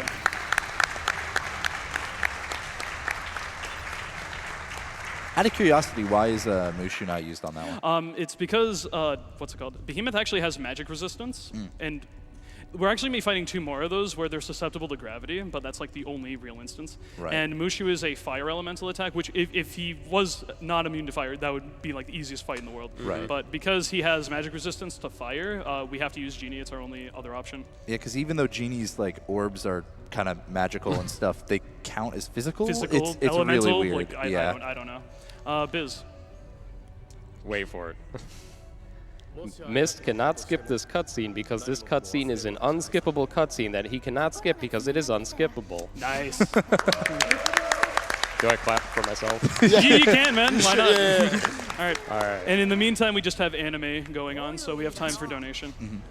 We have a $50 donation from Muddled Moogle. I thought I was all right at Kingdom Hearts, but after watching Mistmaster, I feel like my gaming skills are inadequate. Time to practice. Dude, same. Real quick, Mist, if you had to take a guess, how long do you think your first level 1 playthrough of this game took? Level 1 playthrough? Yeah. Oh, God. Random guess, ballpark Random it. guess? Like, oh, whoops. Why did I do that, dude? Oh, I'm going to get made It's fun of. unskippable, dude. I'm just trying to prove it, so we're not just sitting here looking at it. Right. All right, probably like 30, 40 hours. Yeah, like so everyone starts off that way, so don't feel like you're too bad at the game or anything. Yeah, you'll have world record on the next playthrough. So. Yeah, we can read a few more as we're leaving Hollow Bastion. We have a $5 donation from King Herp70. Good luck Yo, on the run. what's up, dude? Good luck on the run, Mist. The old TF2 Skype group is watching together. Oh, Really? Wow, it's been so long, man. TF2 and Skype. That's Dude, like that was two like real old dude, references. I've been around on the internet for like 10 years, dude. We've been old pals, dude. Holy moly. Little note right here, actually due to the story, we're actually going to get Firaga, which is actually going to be very, very useful here in the final fights coming up. So cool. Also, one other thing, I want to go ahead and plug a donation incentive coming up later tonight. I love Kingdom Hearts, but I also love Celeste. Yes. We got to see an awesome race of that earlier in the week, and TASBot's going to be later tonight. They want to show you guys a task of the seasides, which are like the hardest levels in that game. You're going to watch them be able to beat all that in like 5 minutes. So gain your donations. I think we need, I don't know, Sakura, if you have it in front of you, like 65,000 or something for it. It's something ridiculous. 65,000 is the total. We're currently sitting at $23,265.50. So Yeah, we obviously appreciate you guys getting us to all our Kingdom Hearts incentives. Let's get all the stuff like that and all the other games coming up, their love as well. Super cool. Also made by a good friend of mine, Devil Squirrel. Just a super awesome task. So this is the last Gummi mission of the game, so don't worry. We won't have to see these again after this. I'm going to ride the top right of the screen here and then slowly just kind of go over to the top left like this and then ease my way down to the bottom left. And that should create a pathway on the right side here so I can just squeeze through and avoid all of those ships. They will all kill me in one hit, so it's very important that I make sure they're not in my way. And with that, we're done with Gummi missions. Done with Gummi missions. No Gummi deaths. Deathless Gummi missions. Yeah. Still deathless, like, generally, too. You weren't It's good. supposed to say that. Because I didn't want to be the one to say that. these enemies are just the worst. Yeah. So we got introduction to 2 new enemies in this world. The first being Invisibles. Invisibles suck. They do. They really, really suck. really They are not invisible, though. No, they're not. So he's going to start off with a few gravities Oh my here. goodness. Oh, wow, he caught all of them almost. Okay, the no, one hit don't him, but do he this. did kill off the Goofy, other 3. good dog, good dog, good dog. Nice parry there as well. Nice. Oh, Oh, man, that's great. Yeah, DM That was gross, Wow. dude. to note, Yeah, go I ahead. was just gonna say, to note there, you probably saw him get hit, and you can't see it now, but his HP was not at 1. For some reason, early on in this world, in these like forced fights, you don't get sent to 1 HP right away. You can actually tank an extra hit, which is very helpful in case things go wrong. The Invisibles have a move that they can use that we call a DM because just like the Desperation move we saw at Ariku 2, it's basically they become invulnerable and they can deal some damage to you. And not seeing a DM out of the invisibles there is fantastic. Especially on level 1. Especially on level 1. On beginner, Yeah. you don't usually get DM skip there. Like, it's nuts. But He got DM skip last night. We were like, oh, well, that's not going to happen. Yeah. Well, I guess we were wrong about one thing. all right. So Angel Stars are the other new enemy here. They're also pretty tough, but Simba makes quick work of them here. There's only going to be one actual Angel Star we have to fight out, and that'll be in the most scary fight in the entire game. But no, don't worry about that. An elixir chilling in that chest, and this next chest, the big red one in the top right corner, he'll be grabbing another cottage. Also going to restock on ethers because I'm going to need as much MP as I can for this next section of the game. He's ignoring all these other chests. Some of them are fights as well, so you don't want to accidentally open one that spawns a whole behemoth. What, don't want an extra Omega Arts that we're not going to use? Yeah, exactly. I could put it on Goofy for the meme. Yeah. If we actually If have you one. get the drop, you better put it on I Goofy. will, dude. Don't worry. That's good. Okay, so. We're coming up on another behemoth fight. This time, though, gravity does work on it, so he will be using some gravities before summoning Genie to finish off behemoth. If you came in later on, gravity does percentage damage. So if you could see a health bar right now, it'd be doing deep cuts into its health bar constantly. That's why he didn't even have to use a ton of them. He only used like 3 there. And Donald threw in like 2 or 3 himself, so that was really great. Yeah, made sure he got his damage storage off the one ground finisher he did on him, and I was going to pull out Genie to hopefully get a pretty quick kill on him. Yeah, The unfortunate side here is that it's random what the behemoth decides to do now. If he walks forward, missed. Oh, nice. Okay, he got the good pattern. Yeah. It's a very small arena. Exactly, yeah. It doesn't look small, but it is, and you have to stay at a good distance away so Genie doesn't miss. Yeah, you can't really get the quick kill here if he does that, but it makes like the actual rest of it like really easy. So he should be able to kill him here, but this is Kingdom Hearts 1, so I don't really know. Yeah, there we go. Nice. Okay, good. Omega, nope. We'll see. Omega, We'll see one more of those arch behemoths in a little bit. And we'll tackle it basically like the exact same way.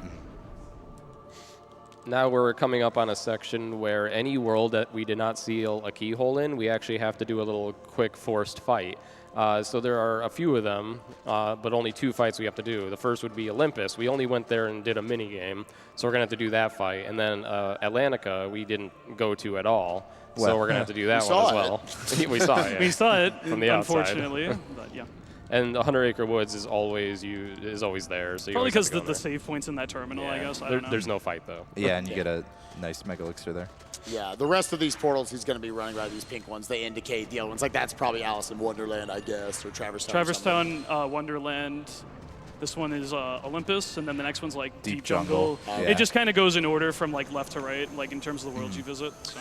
This first guy, he wants to spam getting Simba out as fast as he can. And once again, look at the end of Sora's Keyblade right there to see how many times it ticks. After 2 ticks, he'll go ahead and release a charge, and that will stun the enemies because these air soldiers are already spawned in. They're going to want to attack you and knock you out of the charge, completely resetting it, and at which point you're probably going to die.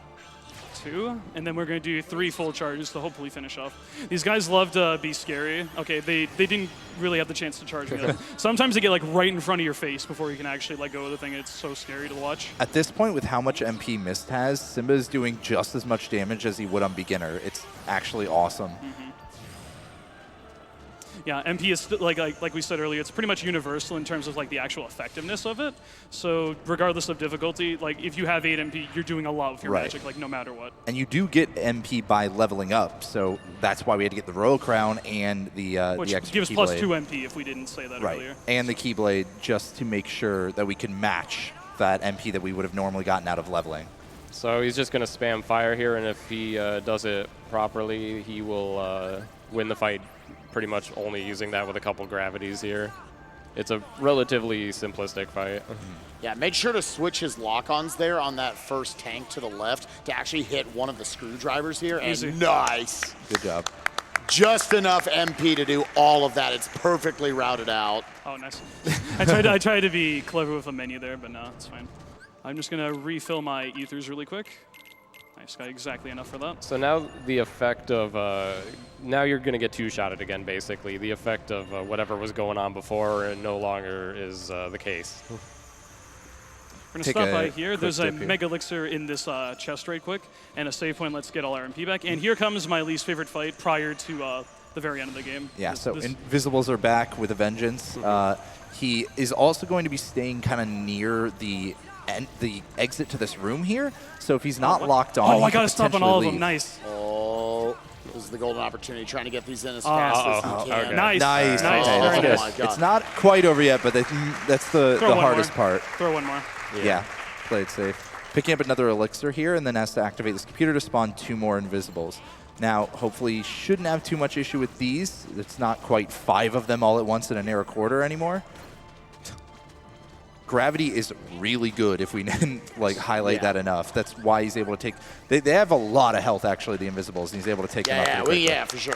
And now, Spike, I think this one's your bread and butter. Oh, sure, yeah. So this is Chernobog from Fantasia. Just why not? Yeah, sure. He's actually going to be going up. He's going to be getting his damage storage in. You actually need to be on the ground, or alternatively on his sexy pecs. And we'll just stab our Keyblade into it. And you're actually able to get off your summon. You need to be on the ground in some way. I request, let's just be quiet for a minute because this music is perfect with this.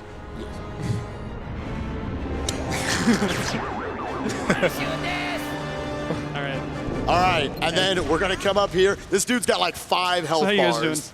Doing pretty good. Very good. You know, the run's been going okay. Yeah, right. It's pretty nice. Be a shame if something happened right here. 5 health bars, easy. They're gone.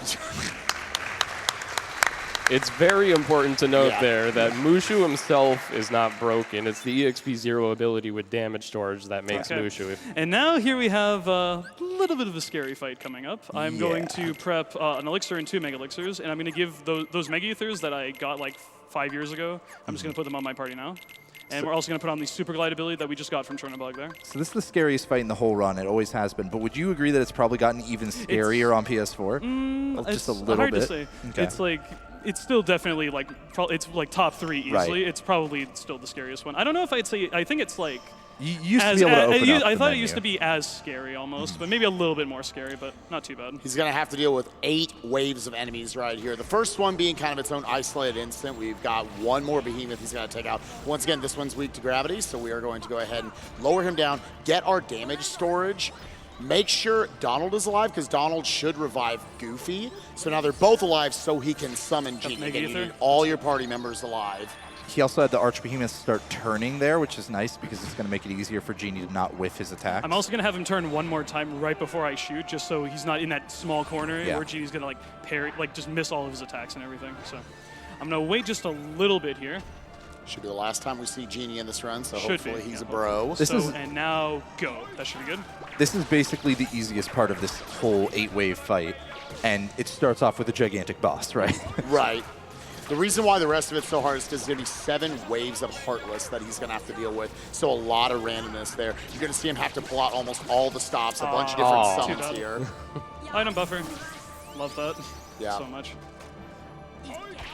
And remember, he's Of only course. got Okay. He's only got 3 item slots, so he already used 1. He's only got 2 more items. He threw a bunch on his party members, but he has to really hope that they use them in smart ways. Now the run actually gets scary.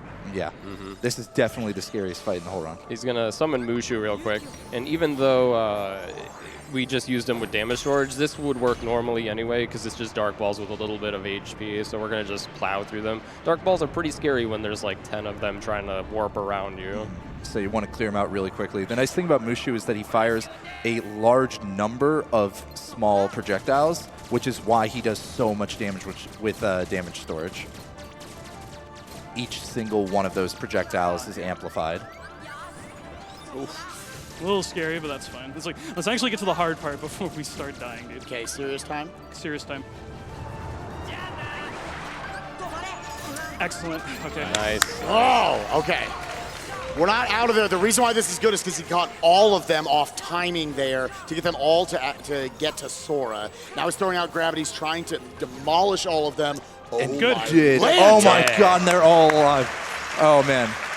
It was so crucial that he had Donald that and like Goofy determines alive. the entire fight most of the time. So. Yeah, the reason why he delayed getting rid of Mushu as long as he could was so that Donald and Goofy didn't come back, so they didn't try to lock onto them. They all then they go in a Sora. million directions. You can't do that. And it's so crucial they stayed alive after all the Invisibles died, or like as they were dying, because you need all of your party members alive in order to summon Simba.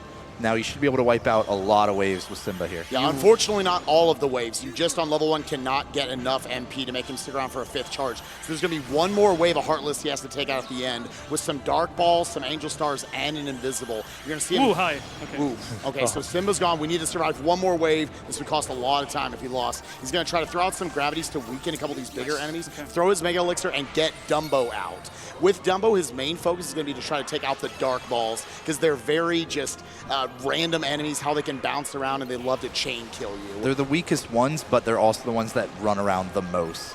On top of that, the Angel Stars can potentially duplicate themselves, so he has to be careful about that. And the Invisibles can do a very fast sweeping attack. Now, he just had an audio cue that an Invisible used a DM, that little ring of fire around him.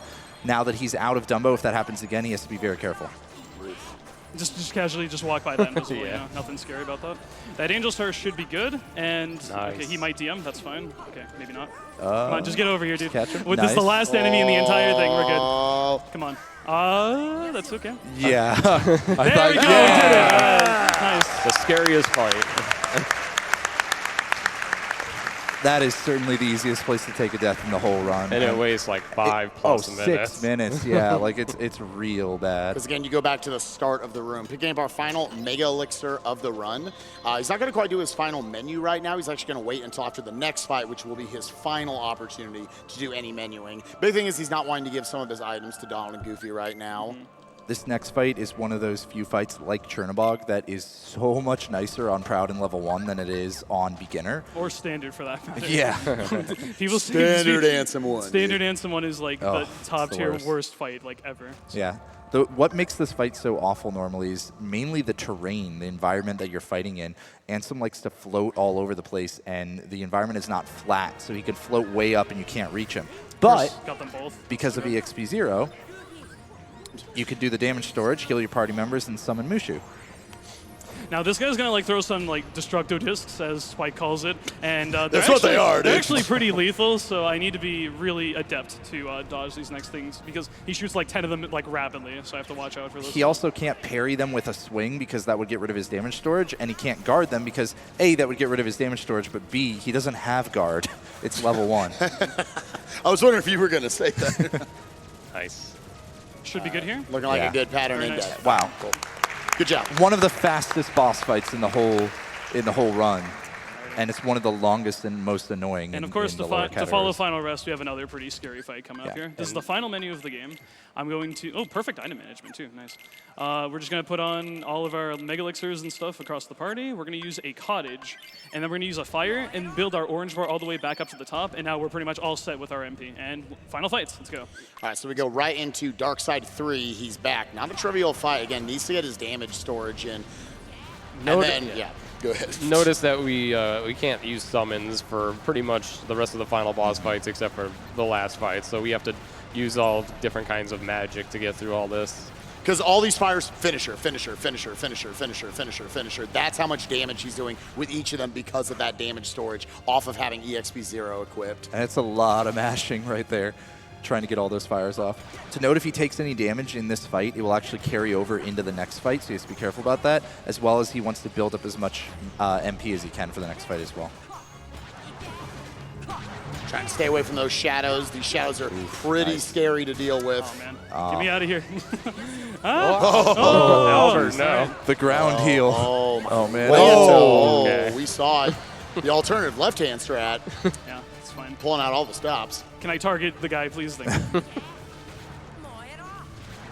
It's a little bit slow, but that's fine. Just want to make sure I don't die here. Okay, that's fine. Okay, that's nice. fine. Okay, hey. Oh, wait, yeah, I was about it's not to over. say, we might see That was- this guy again if we die to the next fight. That was Ansem the 2. easy I'll one. let you take this one, Biz. So I find this the most fun story boss of the run. Definitely. 1v1, you can punish everything, you can react to everything he does. So a lot of people, when he submits, or Guardians in front of him, some people just leave him alone. You can actually go behind him like Mist is doing here to actually hit him again and then try to loop him again in the front. Mist is going to try to do this most of the fight. And you can actually get DM Skip doing this too if he does it perfectly, but on level 1 it's very difficult. Yeah, couldn't quite get a parry there. He's going to specifically dodge roll at the right time there in order to avoid getting submitted. Now, if we could see a health bar, then he would have a very easy visual cue on knowing when the boss could start using his desperation move. But we don't have a health bar, so he has to just have this kind of internal timer of when he thinks he's done enough damage. And unfortunately, he couldn't quite skip the DM there. DM skip is like close to impossible on level 1. Yeah. So. There's only like one real good setup for it, and it is very dependent on being able to see his health. So you kind of just have to pray on level 1. So let's see if we can get the stagger here. Did not get it, so that means he had to drop out of his combo because he was going to lead with that submit attack. Yeah, now he's a lot more aggressive here. He's going to be trying to, use different attacks. Probably try to submit him a lot and do that swipe attack, which is really easy to get hit by if you're not doing a high jump. Oh, I got one. That's one DM Nice. skip right That's there. one DM At least we got skip. one.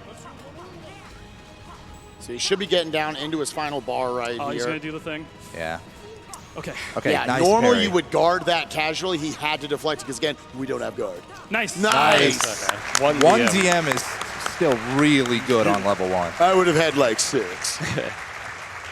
But it doesn't, it just immediately... It does not end. Yeah, we just jump into the next fight. This fight is normally just pure garbage to do. There's a lot of lasers. He'll just start shooting at you, enemies he spawns. So we're going to try to do our best to get around that by spamming fire. He's going to go for a combo right here, get hit, and cure.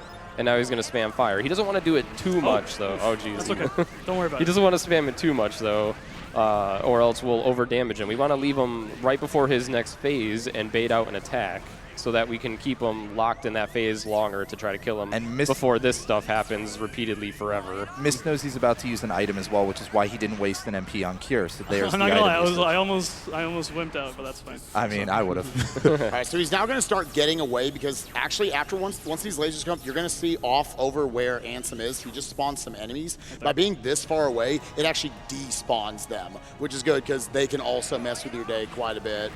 Another important thing to note is that from this fight onwards, his health and MP will completely stay from fight to fight. Like, it will carry over. So has to be incredibly, cognizant of how much MP he's got at the end of each fight. And he only has 3 items, and he just used 2.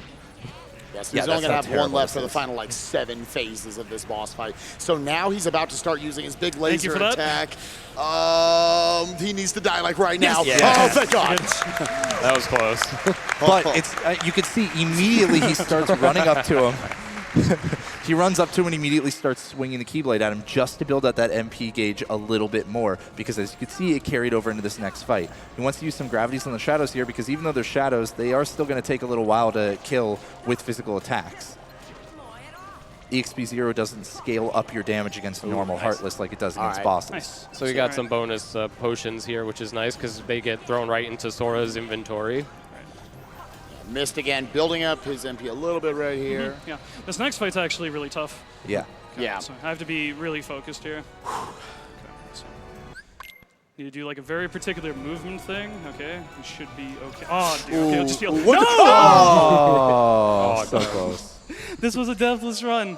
Oh my God, dude. I wanted to get the deathless so bad. That was intentional, by the way. Yeah, good thing that was All right. Now, artillery. This fight sucks. We died to get all our MP back. Yeah. Unfortunately, there's not really a way to get around it because, as you saw, he used 2 items already out of his allowed 3. I like the way to fake have a stop fourth that you threw in to make it look like you were trying to cure. Now here's a real death. No. Okay. No.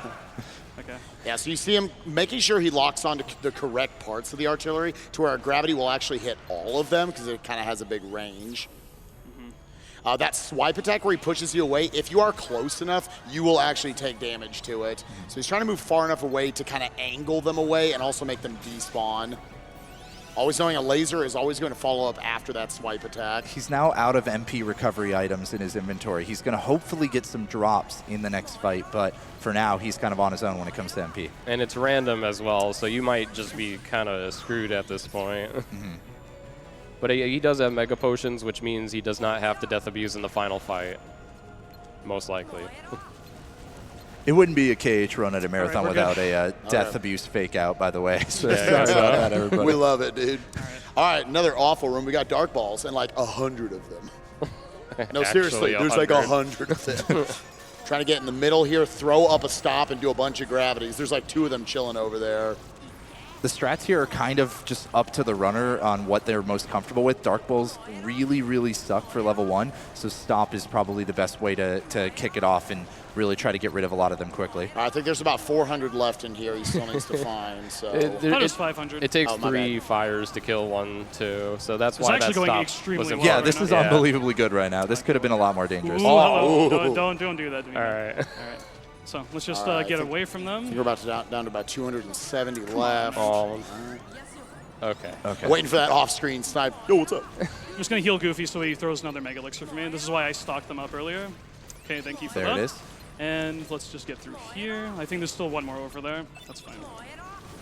In the general direction I was facing. Okay, and that is the last one. Very nice.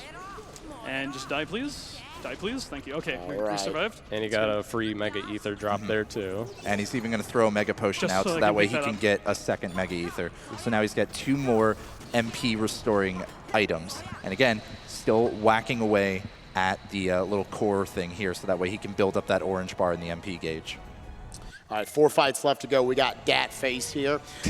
He's going to try to get in and get a little bit of damage storage once again, having an internal clock for when he's going to start using these laser attacks. Yeah. And he's going to start trying to fire from a distance. Okay. Barely getting snagged on the toe, which is enough to send you to 1 HP. Important to remember, we only have Goofy. We don't have Donald with us, so summons are still not an option, not until the last boss. Just going to throw this right quick. Okay, that's good. And I pretty much need to save that Mega Potion for like the very end, so I'm out of items now. It's a very tedious fight. And you just kind of just have to pray that you can just get the second phase as fast as possible because he's more like he's really aggressive with just his various attacks. But you see like these lightning bolts that are like flying down on me. That's easily like the most annoying aspect of this entire fight. He and should be- thankfully those go down. Like he doesn't use them as much in his second phase. So. Should be very close to the second phase now where he'll start using the big scream attack.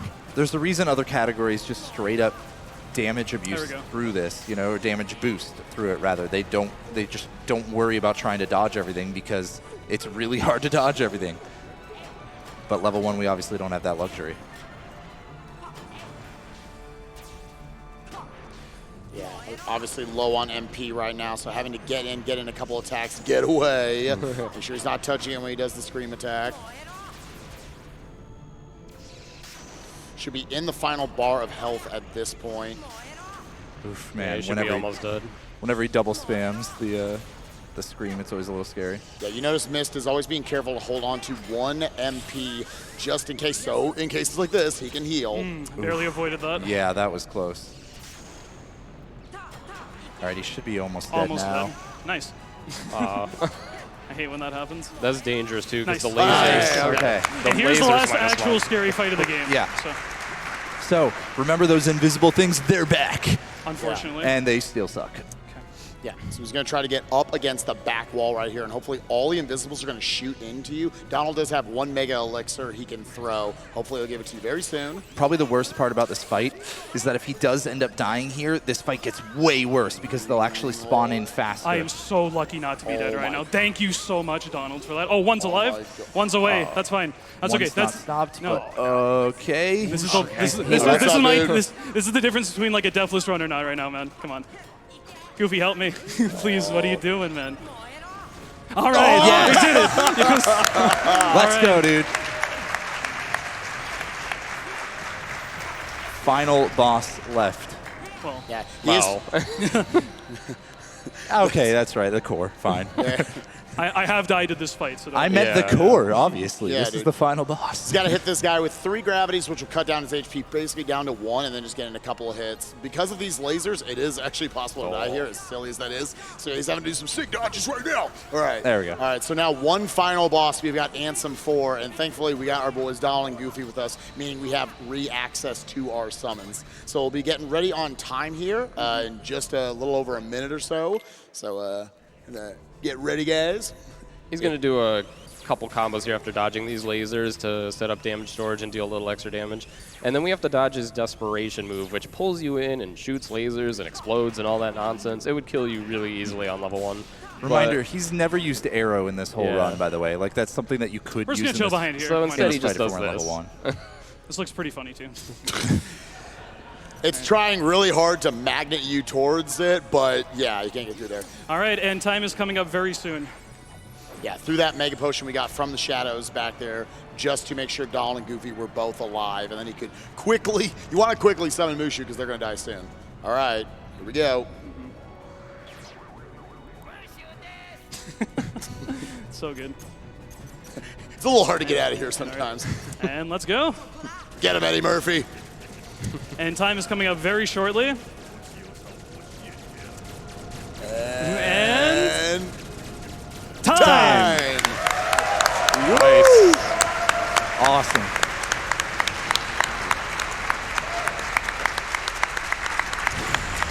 No unintentional deaths. Yo, I can't believe yeah. Dude, Turn around. Turn around. Pretty good. Pretty good. There's so many people there. Heck yeah, dude. Heck yeah. All right. And yeah, no unintentional deaths, just the That one one death to intentional artillery death. we do to get our MP back, but we didn't die whatsoever, which this game wanted to kill me like 500 times. Look at the estimate versus what he got. Yeah, I was about to say, it was allotted for that for a reason. Man. Exactly. So I believe, yeah, we have one MP Sephiroth and Oathkeeper. No, that's it. Let's just cut it. You know, we're just going to move on. No. Thanks for the 70K. Got him. All right. So yeah, we're gonna get Biz set up real Here, quick. I'll He's actually get the chair. yeah, he's gonna be the one actually executing the level 1 Sephiroth fight. So we do have a file set up for that. Can you go to the left? You guys could just swap if you want. Yeah, we could just swap. Yeah, let's just we do could be that. smarter. Yeah. Yeah. Like, I just mean, if you want, you can chill Here, on you the can- couch, man. No, that's all Up to good, you. man. I like All this. right. Nah, Miss is gonna give the play-by-play. Right. All right, so I'm going to attempt to beat Sephiroth at level 1 with only 1 MP. 1 MP bar, I should say more specifically. I did this at, I think AGDQ 2015. 16. After Zetrus's run, but I had a ton of MP, and I used Strike Raid. Now I only have 2 abilities, which is Dodge Roll and EXP 0 like Mist had, and only 3 item slots. Did you switch the... Yeah, it should be good. I use inverted controls. All right. You're probably going to have to change the thing in the actual game itself. But Probably the config.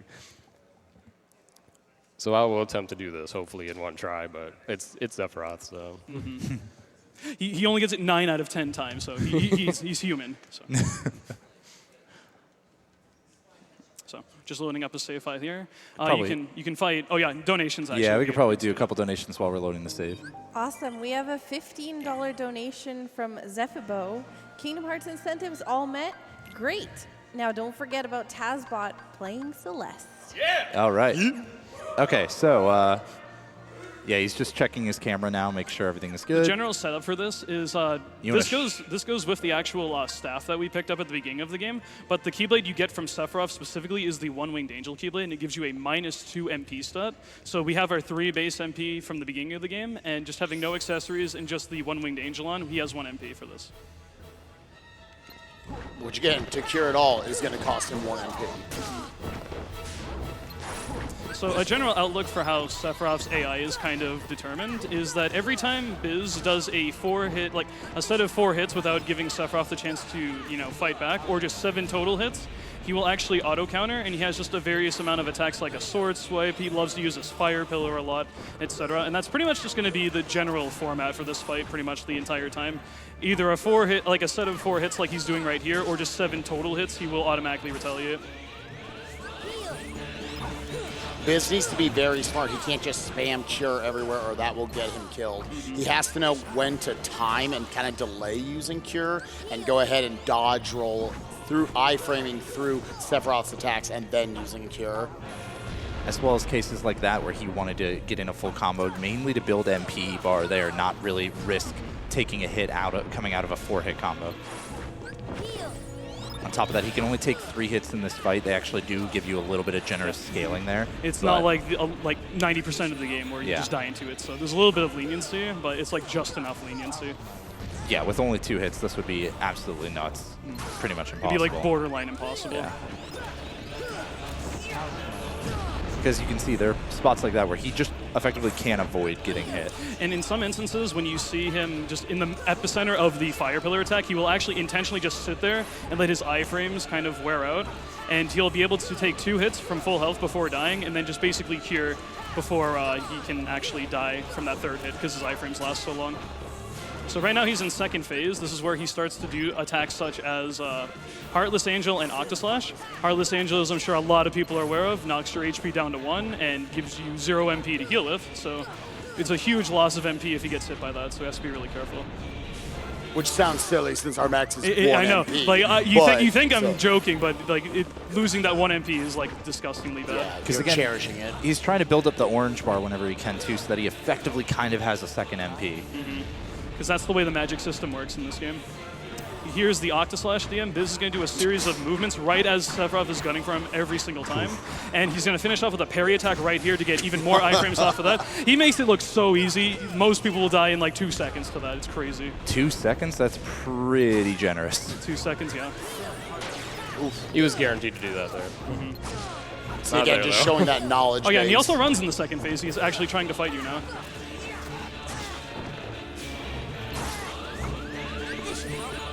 It's kind of funny how the Descend Heartless Angel attack almost becomes a better attack to see when you know how to punish it. So he's going to do his maneuver again. It is very difficult to get yourself. Yeah, and he's going to pop a Mega Elixir just because that's you get into one of those really messy situations. It's basically a get out of jail free card. I don't want to take a chance Yeah, on that exactly. one. I don't blame you, dude. Nothing like watching a Mega Elixir fill 1 MP Yeah, and 20 dude, health. It's glorious. He should be getting close to 3rd phase now. You'll be able to tell that when he... Yeah, exactly. Wow. You'll see this. And he's going to try to do something called Meteor Skip. He has an attack where he just rains meteors down from the heavens, and now he has like an insane auto counter move right there. He's going to hopefully keep this going for as long as he can, and if he can keep this loop going, he can actually get Meteor Skip and skip an entire like 30-second desperation move. Nope. Got a little unlucky there, unfortunately, but that is how it... Oh, he didn't do it. Going to give Biz some serious time to finish this fight off. He's very close to being dead.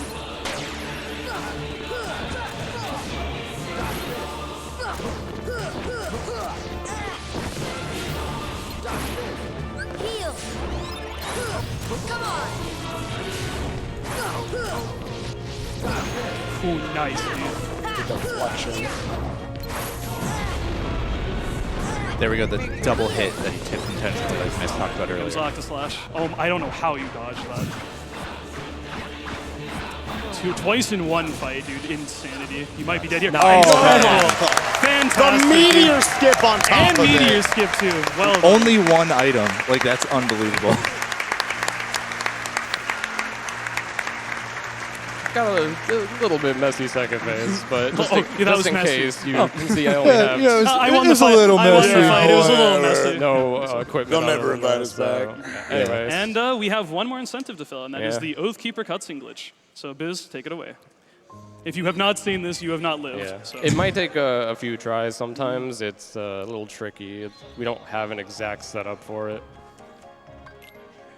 So that Oathkeeper cutscene that Mist kind of walked into earlier, I'm going to attempt to break it. There's a 60 FPS bug with dodge rolling in this game. You'll see it in a second when I go here. You'll see Sora kind of stagger a bit, like right there. If I do that into this cutscene properly, things go crazy. Not Didn't that get time, though. Yeah. If you see Sora walk up normally, that means the cutscene plays as normal. You'll know he has it when Sora just kind of lands and he's just not moving, and Kyrie's kind of looking in a weird direction. The good news is it's quick to attempt, so. So it's like, 20 seconds per attempt. It's not really that bad. Thank you, PS4 loads. Yeah, it'll be worth it. Good thing we're not doing this on PS3, otherwise, yeah. So. Little swim. Nice little swim. Yeah. Oops, Dang, okay. dude. Yeah, it's okay. This is why I set the estimate Yeah, to like 5 minutes. So you're good, man. And you New came run. in, New and run. you Now Biz Let's is go. gonna beat my time like right now.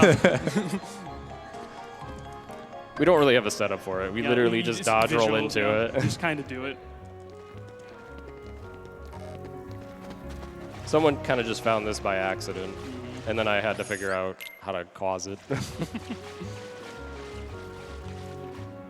Dang, man. dude. It's rough. This is the hardest part of the game. So. Yeah. I can first try Sephiroth, but not dodge rolling into a cutscene. That's Oh, not you what loaded I'm OC. You know what I'm saying? If you want to read a quick donation, we Yeah, probably should. yeah, Yeah, let's do that. read some while I get we this. promise this is worth it. We'll freak out when it actually happens. All right, we have a $50 donation from Rose92. Kingdom Hearts has always been my favorite game series, and I'm so happy to see it being enjoyed by so many people. This donation goes to the Oathkeeper incentive so we can see Sora dance, water dance. Well, let's see if we get it. There we go. Here we got go. it. Here we go. All right. Now, you guys are not ready for this. Even if you've seen it, you're not I'm ready gonna for put down the controller. Enjoy. A light at the end of the tunnel. Oh, your grandma's story, right? He put down the controller, folks. That's right. We were together. You know what's funny?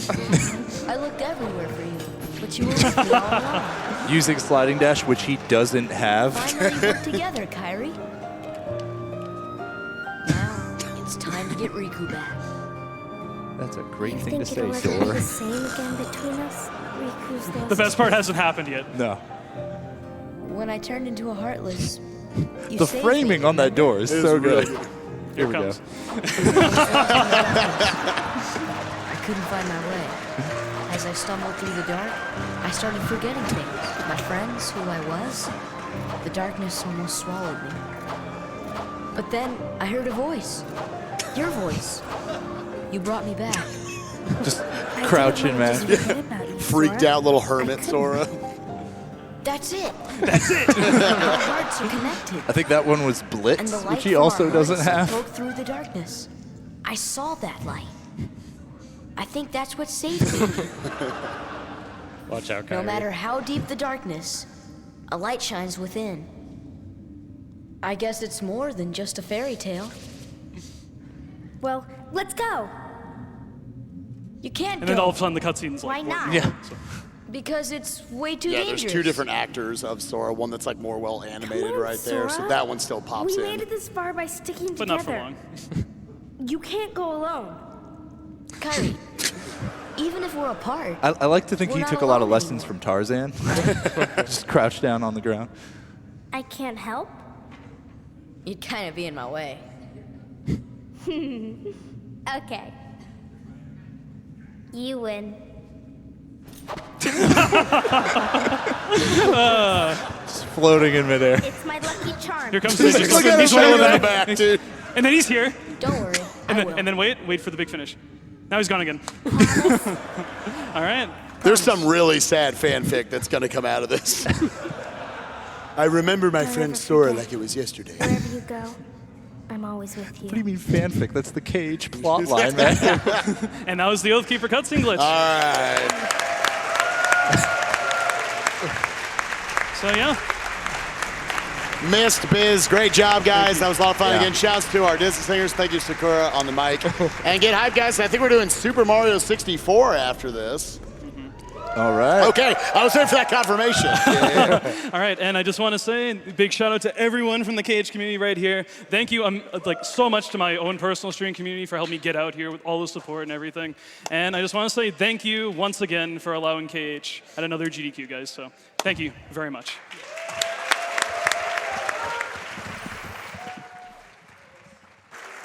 And thank you so much to our runner, mistmaster1, for that wonderful Kingdom Hearts run. And we have a few incentives we should probably talk about. One of them being the bonus game, the TaskBot Play Celeste. We are about $40,000 off from getting that. And if you guys watched the Celeste run earlier in the GDQ marathon, you're definitely going to want to see this. This is a much more difficult and interesting run. We do have a few donations, actually, speaking of which, that are going towards it. So we have a $20 donation from Chef Master Mayhem. TaskBot is my favorite robot overlord.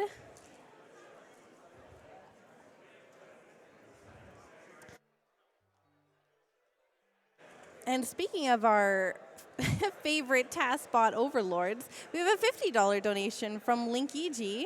And it says, I, for one, am very excited for our TaskBlock overlords.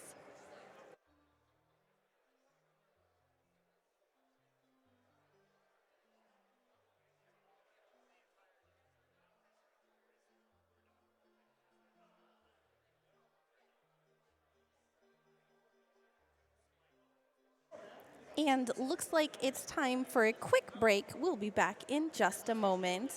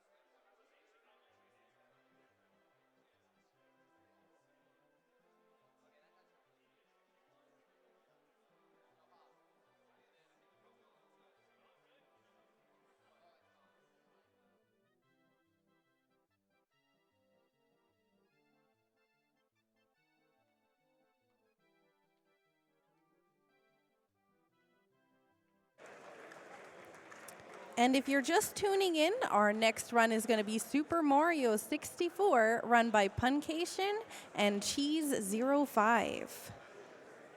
If you're looking for a donation incentive to donate to, again, we have our TaskBot Play Celeste, which is going to be coming up in the next couple hours. So very limited time to get your donations in for that.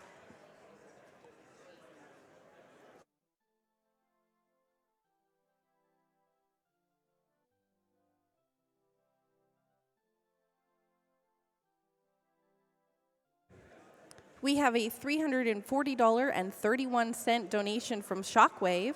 Shoutouts to everyone who came by this month to help raise money for this donation. Thanks to all the viewers, staff, runners, and everyone else helping out at the event. This is going towards TaskBot playing Celeste.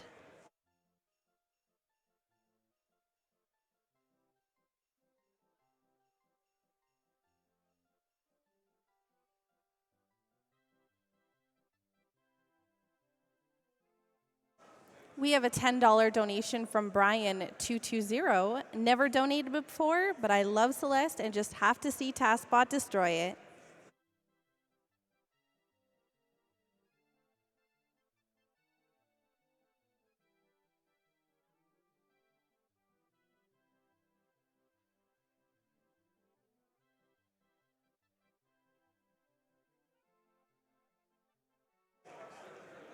And let's take a minute to talk about why we are all here today. So Doctors Without Borders, MSF, is a medical humanitarian organization working in more than 60 countries around the world. MSF is a private international association. MSF provides assistance to populations in distress, to victims of natural or man-made disasters, and to victims of armed conflict. They do so irrespective of race, religion, creed, or political convictions. Find out more at doctorswithoutborders.org.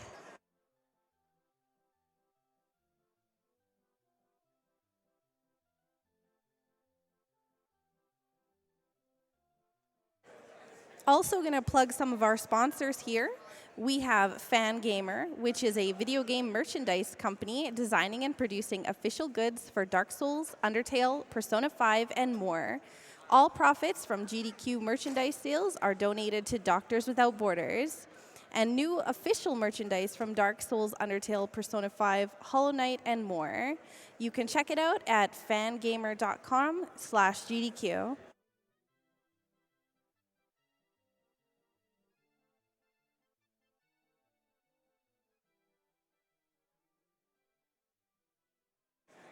All right, you are watching Summer Games Done Quick, and we are going to throw it over to an interview with, I believe, Scent and Darkman.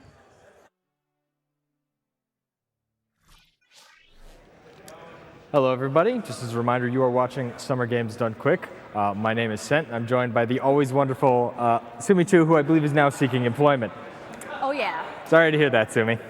It's fine. You know, these things happen. Anyway, the two of us are here to tell you guys about some of the awesome prizes you can win. All the prizes we're talking about right now are open from this very moment through Task Block a little bit later on tonight. So plenty of time to get those donations in. So, yeah. We got claps for Task Block. I like that. I'm excited too. So first up, we have this beautiful Dark Souls LP here. Entire Dark Souls soundtrack on 4 vinyl discs. I'm going to be completely honest. I did not know the names of the Dark Souls soundtrack OST. I just assumed, oh yes, this is the song that plays when the Taurus demon is murdering me. Excellent. Good. I like it. Good composition. If you would like to sue me, that's going to be a $15 donation until Task Block. And again, that's from our friends over at Think Geek. So thank you guys so much for that. We have this absolutely beautiful painting here of the Temple of Time. Really fun artist rendition of it from an angle you might not normally get to see during gameplay in any of the Legend of Zelda games. Really love it. It comes in this lovely little frame here. And I believe this is also a $15 minimum donation from now until the end of Task Block. Now, coming up here on the table, got to reach forward a little bit for them.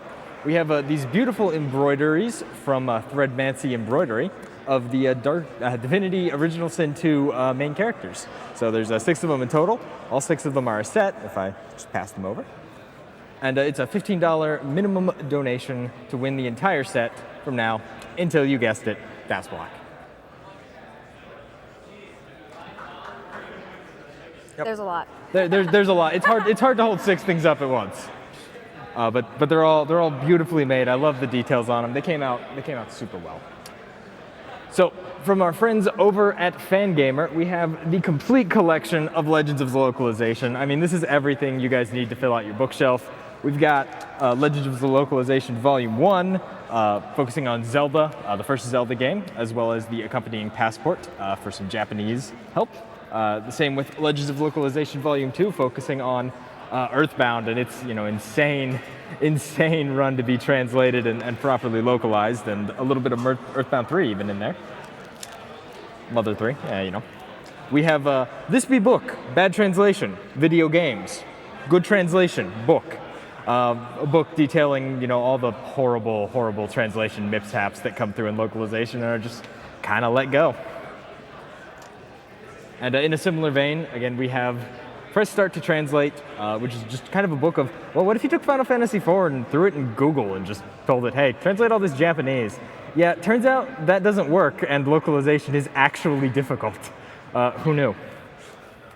And finally, from Nina Masumoto and Fangamer, we have I'm Stuck in a Video Game, an adorable little picture book about being stuck in a video game. I said it earlier, Sumi, and I'll say it again. The isekai genre has really just permeated everything at this point. Everything is animated. Everything. I love this book. It is actually so adorable. It's such a cute little picture book. Huge fan. From our good friend Cake, we have the Soliare Perler. He is praising it and reminds you all to praise it. Pass that over. And I could not forget this beautiful Mega Man statue, and I will gently lift it up for the camera here. This comes to us from our good friend Jay Store. It is a $40 minimum donation from now until the end of Task Block. The detailing on it is it's absolutely amazing. One of a kind. He mentioned this took a solid 150 hours to create, and it's so good. That is I a love lot it. of details. It is absolutely beautiful. Now, we do have one more prize to talk about, but first, we need to talk a little bit about some of the incentives for Kingdom Hearts. So as it turns out, the top 4 songs for the sing-along were actually incredibly close. Very close. And at the very last second, somebody sniped in with a donation that kind of shifted all the order. And unfortunately, it turns out that Sumichu's rendition of My Reflection was actually in 3rd place at the very end. But we felt that the snipe was a little weird. Looking back on it, though, we feel it's best if all 4 songs have their opportunity to shine. So, Sumi, if you'd like to take it away real quick, we'd love to hear your rendition. All right, guys, I'm here to present to you a very special rendition of Reflection from Mulan. A cappella, of course. Okay. Look at me. I will never pass for a perfect bride or a perfect daughter, can it be? I'm not meant to play this part. Now I see that if I were truly to be myself, I would break my family's heart. What is this prize I see staring straight back at me? Why are there so many things I cannot win? Somehow I cannot hide who I am, though I've tried. When will dark man and sense show I can win this prize? When will dark man and sense show I can win this prize?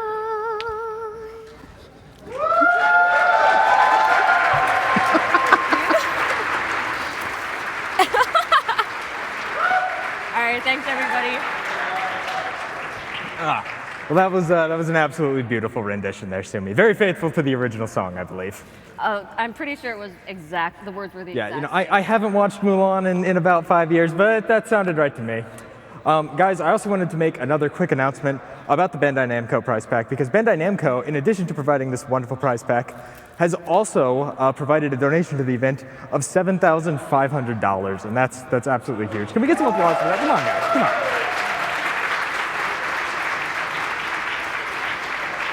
So, I mean, a huge shout out to our friends and sponsors over at Bandai Namco for doing just that. Now, guys, we have already raised over $1 million for Doctors Without Borders. That's huge. That's great. But you know what? I think we can push it a little further. People at home might not be able to see how packed this room is, but everybody is in here for Super Mario 64. Can you guys let them know you're in here? Can you make some noise for them?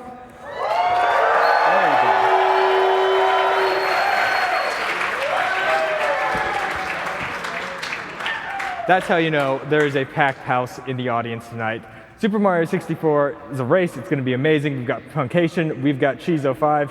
Remember to get your donations in for all of these amazing prizes. Remember that those donations get you entered for the grand prize. As always, you can check out the tracker for any info on speedruns, prizes, and incentives coming up that you need to know.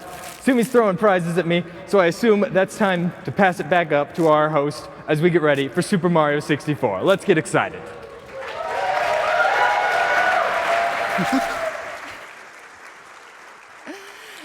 Thank you so much, Sent. Again, you're watching Summer Games Done Quick, powered by Twitch. My name is Yellow Killer Bee, and I'm going to be hanging out with you guys for the next couple of games. Coming up next, of course, as Sent said, Super Mario 64. It's going to be a race between Punkation and Cheese05. You've seen them race before. Now we're going to be seeing a fabulous race between the two of them. They're going to be running 70 Star. And I know I'm excited. I know the crowd here is excited. We're going to get that set up and going as soon as possible.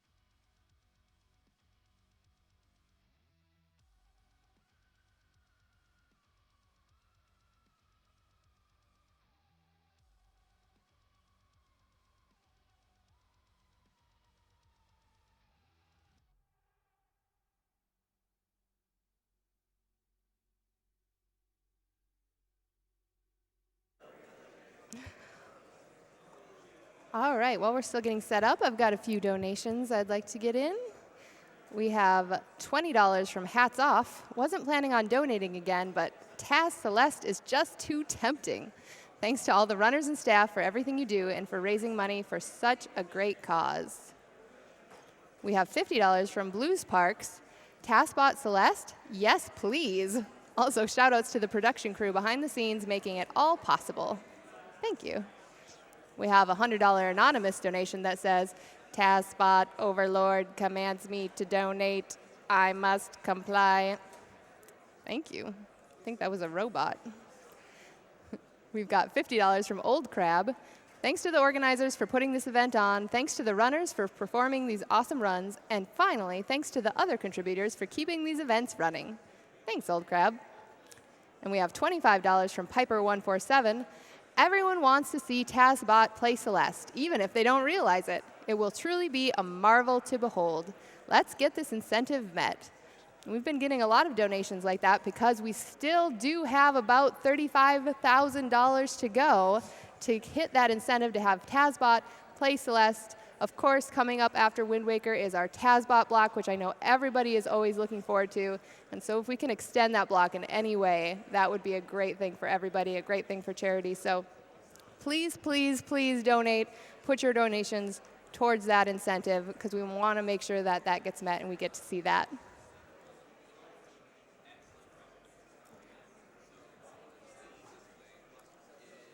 I do want to mention that during this block, we do have some fabulous prizes available that if you donate, you might be eligible to win these. We've got an SGDQ 2018 banner, cap head. We've got a handmade Mega Man statue. We've got our Bandai Namco prize pack, of course. We have a Boo and Goomba clip-on plush. And we have a Breath of the Wild crossover painting. I know you guys saw some of those when Sent showed them off just a moment ago. So if you'd like to see pictures of them again, you can go look on the website. It has all the prizes listed. It has our donation incentive listed. That's gamesdonequick.com. We've got $50 from Exiled Paladin for the amazing singing by Sumichu and to push a bit closer for TazBot to play Celeste. Thank you. That singing was amazing.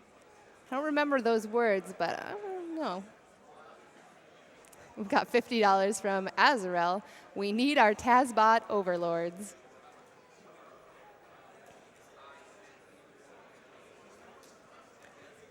We have $140 from Dr. Bobtastic. $1 for each star about to be collected. SM64 hype!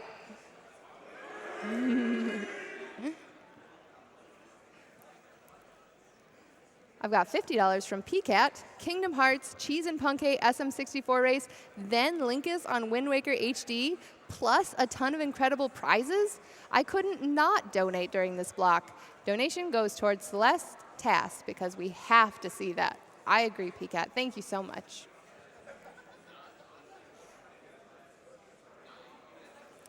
I've got $100 from Embedded Chris. Thanks to all the runners for the entertainment this week. Been watching with my sons, and we're getting excited for Mario 64 and Wind Waker. Let's get to 2 million tonight.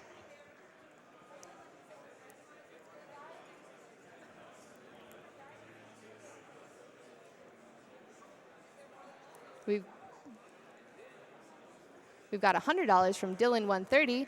I'm so happy to be donating for my first time. I love GDQ, and I watch it every year. I love my girlfriend Tori, and we are happily watching it right now. Let's go, Cheese. We've got $100 from Tachyon9. Celeste TaskBot, let's do this.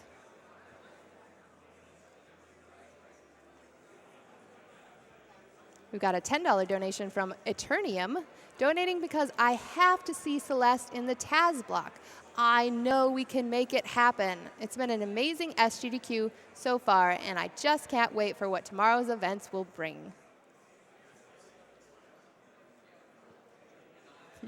We've got $25 from the Teddy Bear of Death. Finally got paid to do more donating, and will probably donate during more great runs tomorrow. Good luck to all the runners and staff.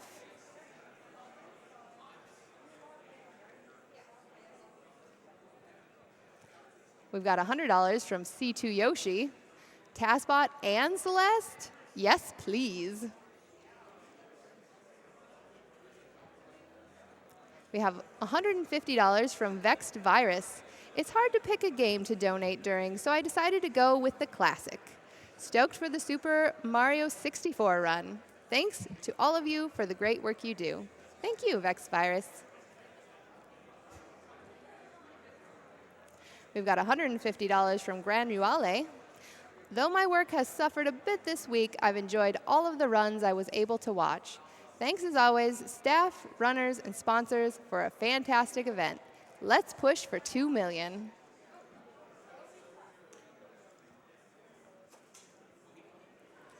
While you're waiting, I just want to remind you that all of the proceeds from Summer Games Done Quick 2018 go to Doctors Without Borders, or MSF, which is a medical humanitarian organization working in more than 60 countries around the world. MSF is a private international association. They provide assistance to populations in distress, to victims of natural or man-made disasters, and to victims of armed conflict. They do so irrespective of race, religion, creed, or political convictions. You can find out more at doctorswithoutborders.org. We've got a $50 donation from Celtoid that says, "Need more TaskBot, beep boop."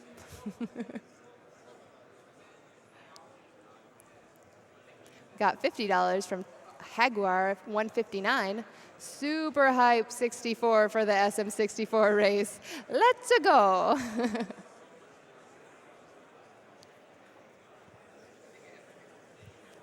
We've got $150 from Cookie Mom. Shoutouts to those TaskBot runs. It's always amazing to see the crazy things they can do with it. This goes to TaskBot playing Celeste. Thank you.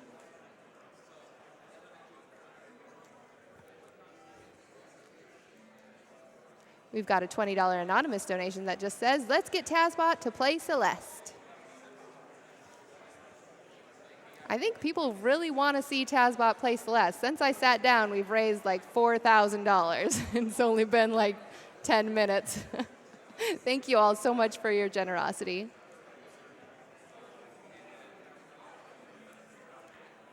We've got $50 from GNU Order.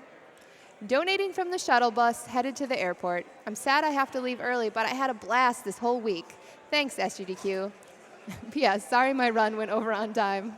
It's okay. We're sad to see you leave.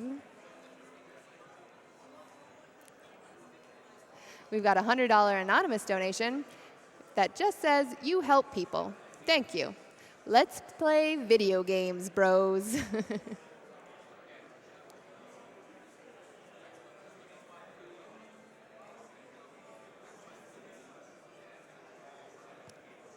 We've got $100 from Moon Bunny. I always look forward to GDQs, and between the nostalgia, talented runners, great commentators, hosts, and amazing technical crew, the events never disappoint.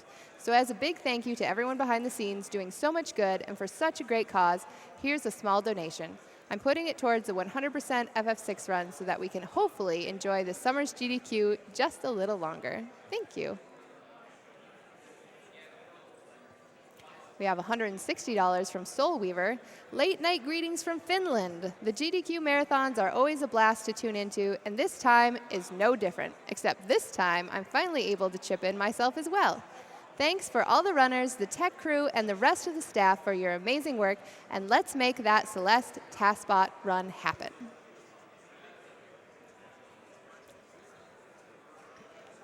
We have a $300 donation from Splat. Really been enjoying GDQ so far, just wasn't sure what to donate to. Spike told me Celeste, so I guess I'll do that.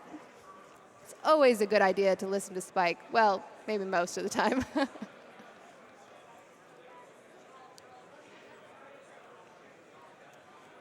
We've got $50 from T. Stein. This just says, "Must have that Celeste task." We've got $251 from Trevor SG that says, "Let's go, Cheesy and Punk."